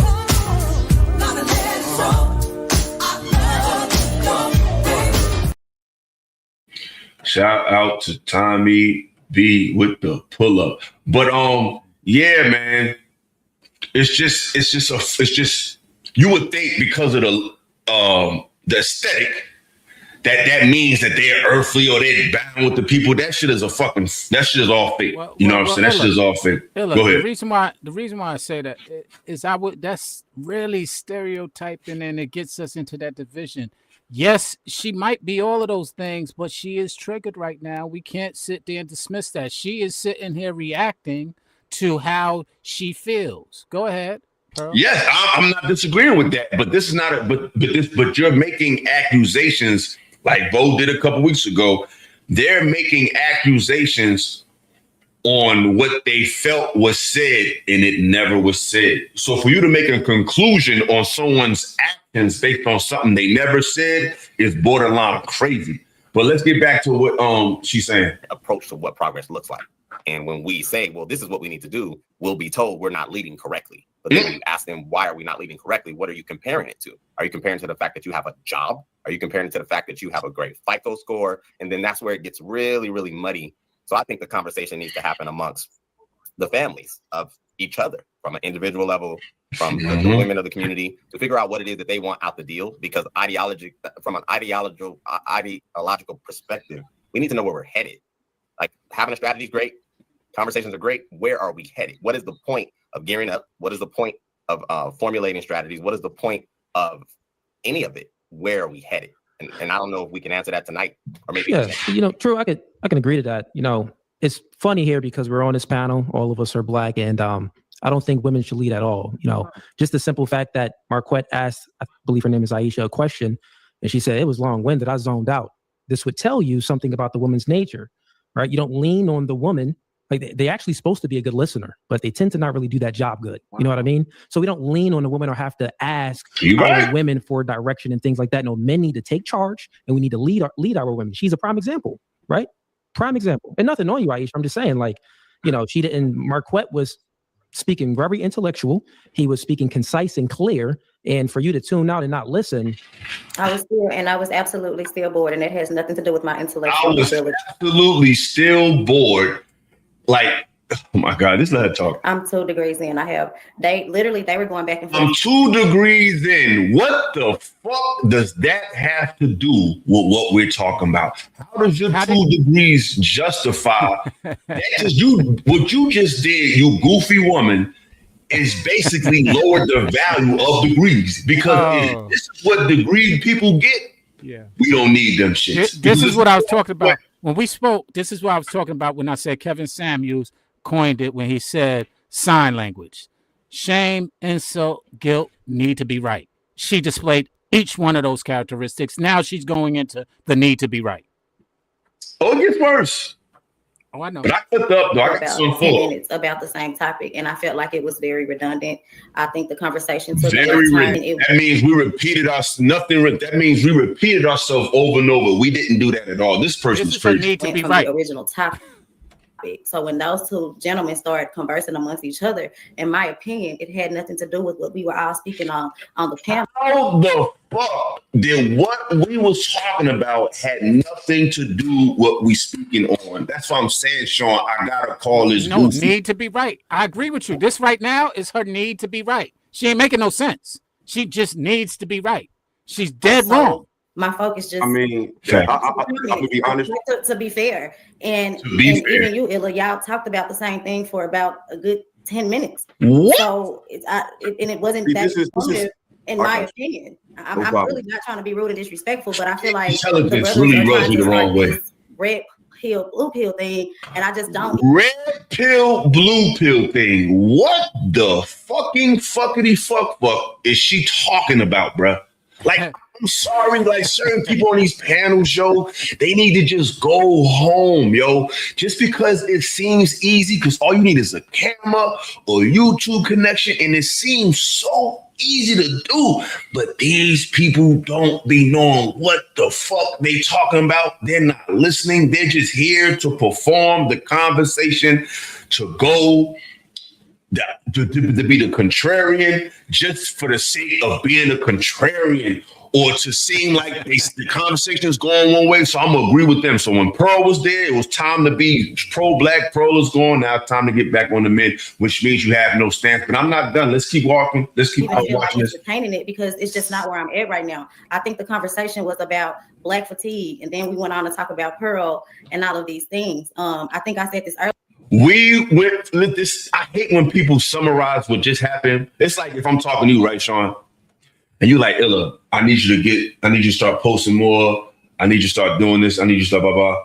And I was like, and I call you the next day and be like, yeah, man, I remember that bull. You were talking about some shit, whatever. But whatever that shit was, I hate when people do that shit. No, what the fuck did I say? No one was talking about that. You said we went from black fatigue to talking about Pearl and some stuff. That's not what happened. It went from talking about Pearl to talking about solutions that go against the narrative of the Pearls of the world. That's what the fuck happened. So I'm gonna rewind this slightly just so y'all can hear that again for the second time.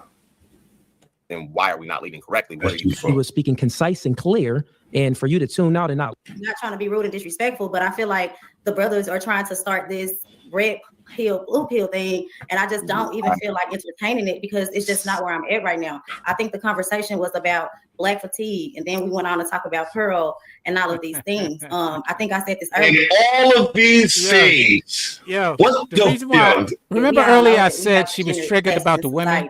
We know maybe that's why I was saying it, because I remember this part. She's not speaking about FDA. She's speaking about now the red pill. She was triggered when you said. But what I'm saying is when it started talking about white women and when other women other than her, she got triggered, and Texas, she's showing it. She's from Texas, though, Donovan. She's definitely from Texas. I think she's from Fort Worth. So that's on you. I told you the other day. You know, remember we talked about the other day. You a Southern player, but go ahead, Sean. No, what I was saying is, she's now with her even bringing a comment of red, blue, blue pill. That shows you that something in her head heard something that triggered her about men versus women. And to your point, she's now standing on this feminine, and now she's going in the direction of feminism, which wasn't even spoken about. Which is a product of the person that was just on the show. Go figure. These motherfuckers dumb as hell. Let's keep going. Things exist, right? We don't have to sit on platforms all day, every day, and discuss those. And to True's defense, like he said, it's time to start talking about solutions and pointing the finger. We just did. That's what we were just talking about for the last 2 minutes was possible solutions. You can do it abroad. No, maybe local. Maybe this way. Maybe that's literally what we discussed. Literally. You cannot make this shit up. Let's keep going. Oh, well, that's a perfect example. She didn't listen. I didn't listen because I was bored. Point blank. It had nothing to do with my intellectual ability or my ability. Had everything to do with your intellectual ability. What the fuck is you talking about? To listen or receive information. So I just don't think that was true. I seen a couple of people. I think Sweeney dozed off. Like let's be for real. Who gives a fuck if he dozed off or not? I'm pretty sure he didn't hear everything the conversation. He's one person. It's 1, 2, 3, 4, 5, 6, 7, 8, 9. There's 10 people on this fucking panel. Why does if Sweeney dozed off or not give any credence or take away any credence of what we said? Just stupid, goofy shit. Conversation was about, but he wanted to take his time to point out me, which I think is very lovely. And I love the disingenuous concern. But I'm just clearly bored because y'all went back and forth for 10 minutes, and I'm not in the business of. I'm gonna slide after this. Going back and forth, so I just let y'all speak because I'm not gonna be disrespectful. Hey, look. Can I just say, I'm about to leave, and I'm out of here. That's unfortunate that you said that because Marquette was actually breaking down solutions of how we can do that. He gave what he's doing. He gave stats about moving forward. That conversation wasn't even about me. No, what he went into. Let me finish my point. We heard you, Lady of Rage. You didn't make no fucking sense. We're going to keep cooking your ass, though. Strategies and as y'all know, I don't care nothing about what's going on. We know you don't care. Jamaica. We never even mentioned the word Jamaica. Get the fuck out of here. What's going on in the Black American community. So I'll let you talk. I'm about to leave. I'm letting you know, like why I. It ain't even about you. I'm talking to the panel. Shut your goofy ass up. We heard you. We got it. He started talking about solutions here, and then he went across the pond. No, I went across the pond. He just said he got business overseas because he's getting money. And y'all claim black men don't got nothing else. So you mad that this brother has businesses in America and abroad? Are you fucking goofy? Visa's overseas. McDonald's is overseas. All these conglomerates have multiple chains and of their companies all over the world. That's how you grow your business. You want a global presence. What the fuck are you talking about? 2 degrees? No. I'm gonna go after this. He literally said that we gotta fix home first. You goofy woman. Okay, but that's what he was talking about. He was actually talking about going home. I was talking about going abroad. So he was keeping it home. I was just expanding the conversation. But But the fact that you said, hold on, the fact that you said what you said after all of that proves that we have a long way to go. Because you just did, and I noticed you did this on the last panel. Because we was on the panel last time, we're pretty intellectual. You was bringing up how white men are like us, and then when she left the panel, you had a whole different take. So what I learned about from that back to tonight is, hold on. She says she doesn't know what we're talking about. So it's that time of the show where we're gonna play Remember This. So let's get to this clip, right, y'all? Now, mind you, on tonight's show, on that particular show, she said, I just let y'all see. I ain't even gonna talk. I want those women, but I beg to differ, because you know who want those women? White men. See, exactly. I'm so glad you said that. I'm so glad you said that. Hey, how are they flawed? Because statistically,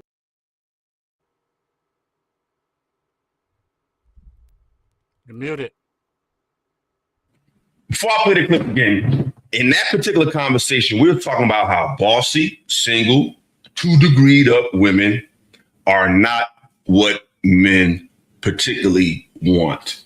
As a man, Sean, is that what you want? Is that the main? Is the independent, bossy, home earner? Is that on the top of the list of what men are looking for, in your opinion? Not at all. Not at all. He didn't say no. He said not at all. So what she said in reply to that was, well, white men like us. So listen to the clip and listen to the contradiction. Because I told her that she doesn't have a stand, that she's all over the place. So just watch the clip. I want those women, but I beg to differ, because you know who want those women? White men. See, exactly. I'm so glad you said that. I'm so glad you said that. Hey, how are they flawed? Because statistically, black men are not more violent than white men. It's just not a stated fact. They're 20. No. That's just not a stated fact. Where are your facts? They literally colonized an entire civilization. White men are inherently violent, right? That's why we have all of this school stuff going on. We're not doing that. Do you feel safer in a white neighborhood or a black neighborhood? I feel more safer in a black neighborhood. Well, that's why I live on property. God help you. Yeah, I do. I don't feel safe around white people. Like, I'm scared of you right now. I'm afraid. So this week, you're afraid of white people. But last week, that same white person is the one that chooses black women. And also in that same statement, you said, black men are not violent. So I'm confused.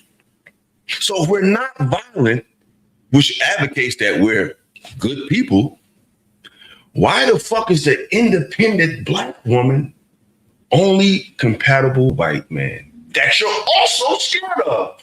What the fuck is she talking about, Sean? I'm sorry. I couldn't hear you. I was distracted. I was looking for my fork because you just stuck it in her and she's done. But done. I can't even say nothing behind that. You know, all that defense that I was trying earlier, trying to defend. That's why I told you to hold your horses. I told you to hold your. We're gonna play it one more time, y'all. Because on one hand, you're muted. The independent black woman, somebody once heard the white man, but she's scared of him at the same time. This is coming from the same mouth. 2-degree, I got a house, whatever the fuck. Listen to this nigga. I want those women, but I beg to differ, because you know who want those women? White men. See, exactly. I'm so glad you said that. I'm so glad you said that. Hey, how are they flawed? Because statistically, black men are not more violent than white men. It's just not a stated fact. They're 20. No. That's just not a stated fact. Where are your facts? They literally colonized an entire civilization. White men are inherently violent, right? That's why we have all of this school stuff going on. We're not doing that. Do you feel safer in a white neighborhood or a black neighborhood? I feel more safer in a black neighborhood. Well, that's why I live on property. God help you. Yeah, I do. I don't feel safe around white people. Like, I'm scared of you right now. I'm afraid. So according to her logic, According to her logic, the only man that's compatible with the single, independent, successful woman is the most violent man in the world. That's what she said. So I want all you goofies who out there reviewing this and try to paint Illa, make sure you got that on documented, because I got all the receipts. She makes absolutely no sense. There's no way to defend that. She's performing the conversation, like I said, because we could just pack her the fuck up. She's performing the conversation, like I said. I stand on that. She made absolutely no sense. And she gives an intelligent woman who has degrees a horrible name. Because on one hand, no, you're basically telling us that the only person compatible with the single, independent, I got my shit together woman is the most violent man on the planet. Go fucking figure.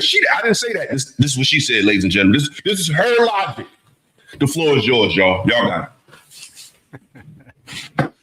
Well, with that being said, I'm gonna go get my fork because, like I said, Look, I guess he wants us to do the dishes because he didn't already cook up. Yeah, this food for thought. You do the dishes because we about to put these shits in the dishwasher. And we about to get up on out of here, man. Man. We're gonna do the part later this week, man. I mean, and you made a very valid point. You better come correct. But the funny thing is, Cooley, pretty much when he said that women shouldn't be in a position of power, she was a reflection of the women he was talking about. And it's not all women, but she is a direct reason of why that statement stands true. For all of the reasons that she displayed.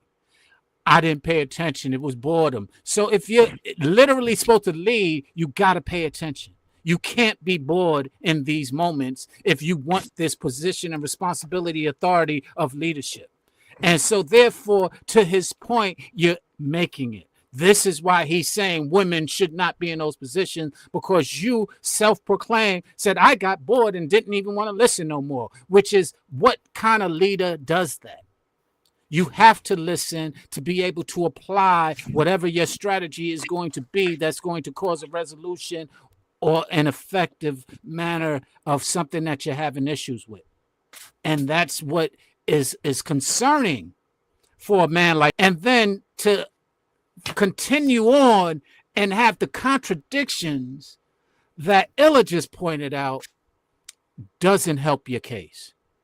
So Miss Aisha, although I was defending you at points in this evening, and there was times where I was sharing what I observed about you in this evening, I cannot argue. And if I was the judge, which is something that I think a lot of people say, you can't judge nobody. I'm gonna get scripture to where it says you can, but beyond that, literally, this is why we judge. It's to bring balance so that we don't follow somebody who says, I'm ready, and I'm going to take you someplace that's going to lead us into a disastrous pitfall. So in the words of Martin Payne, man, sit your dumb ass down. Sit your dumb ass down. This ain't what you want. All them degrees ain't enough to fuck with the kid. You're gonna have to have more than some degrees to fuck with the kid, man. And to all those weird ass people that love to talk about Illa, I will never react to you. I will never call your name. I will never, ever, ever, ever put myself on the screen with you. The only way you can do this review to me, because I will never review you. You post every day and no one gives a fuck. I've been up here for a month and I'm everywhere. Not because I'm the shit, because what I say resonates. It's not about saying something. It's about being felt. So y'all want to be heard. Illa is felt. So for all of you niggas, yes, yes, fuck you too. Yes, yes, yes, yes, yes. So, ladies and gentlemen, this has been another episode of Illasophical Radio. My illustrious guest, the lovely Miss Pearl. My man, East Coast Brooklyn's finest, Sean B. You know what I'm saying? From Beantown. I love y'all. Appreciate y'all for pulling up. I'm about to get my little closing statements and I'm gonna get out of here. Appreciate y'all, man. We will do this again. I'm gonna be doing part 2 soon, and I would love for y'all to join if you have the time.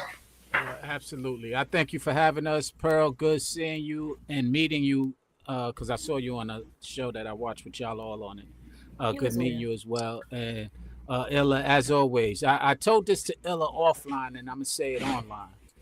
is that Illa has a way of being an influencer. And that's what's most important. It's not about how many streams or how much bravado you got, how much money you got. It's about how much influence you have. And his presence causes people, it influences people. So continue doing what you're doing, continue letting your presence be felt, and continuing building your influential power, and there will be no stopping where you can go. I appreciate that. I really do. I don't take that lightly. I'm humbled by the compliment. And especially somebody that's been around such great talents and great contributors to our art. For you to say that to me, I don't take that lightly. And, I love you, Sean. You always give me good information. So I appreciate you, man. You're one of the great people I met through this space. And I'll consider you a friend regardless of this shit. You know what I'm saying? So I really respect you and I really appreciate you, man. Yes. Any last state? Oh, they don't close me again. Hold on. Hold it down for me, y'all, so I can refresh. Don't sign off yet. I'm going to refresh.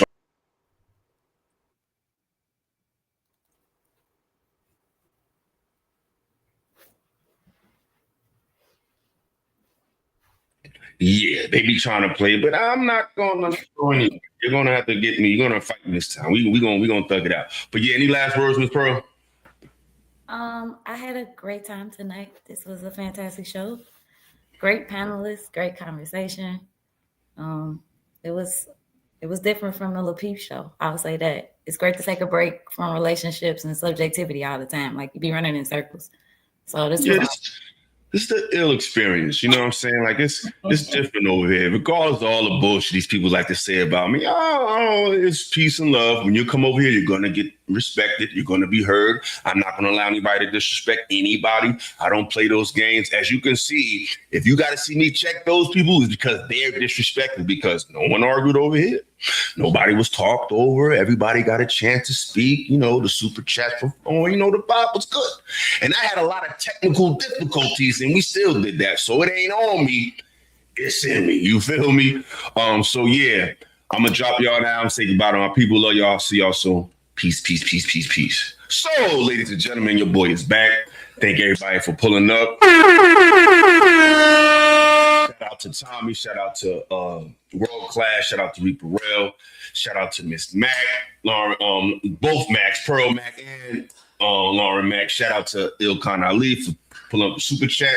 Reaper Rail, Skinny, Skunk, Remy, Mr. Smell of Roses, Tommy B, True Bleed, Beans, everybody that pulled up. Peace and love. We will be back soon. We definitely back outside, y'all. We definitely back cooking.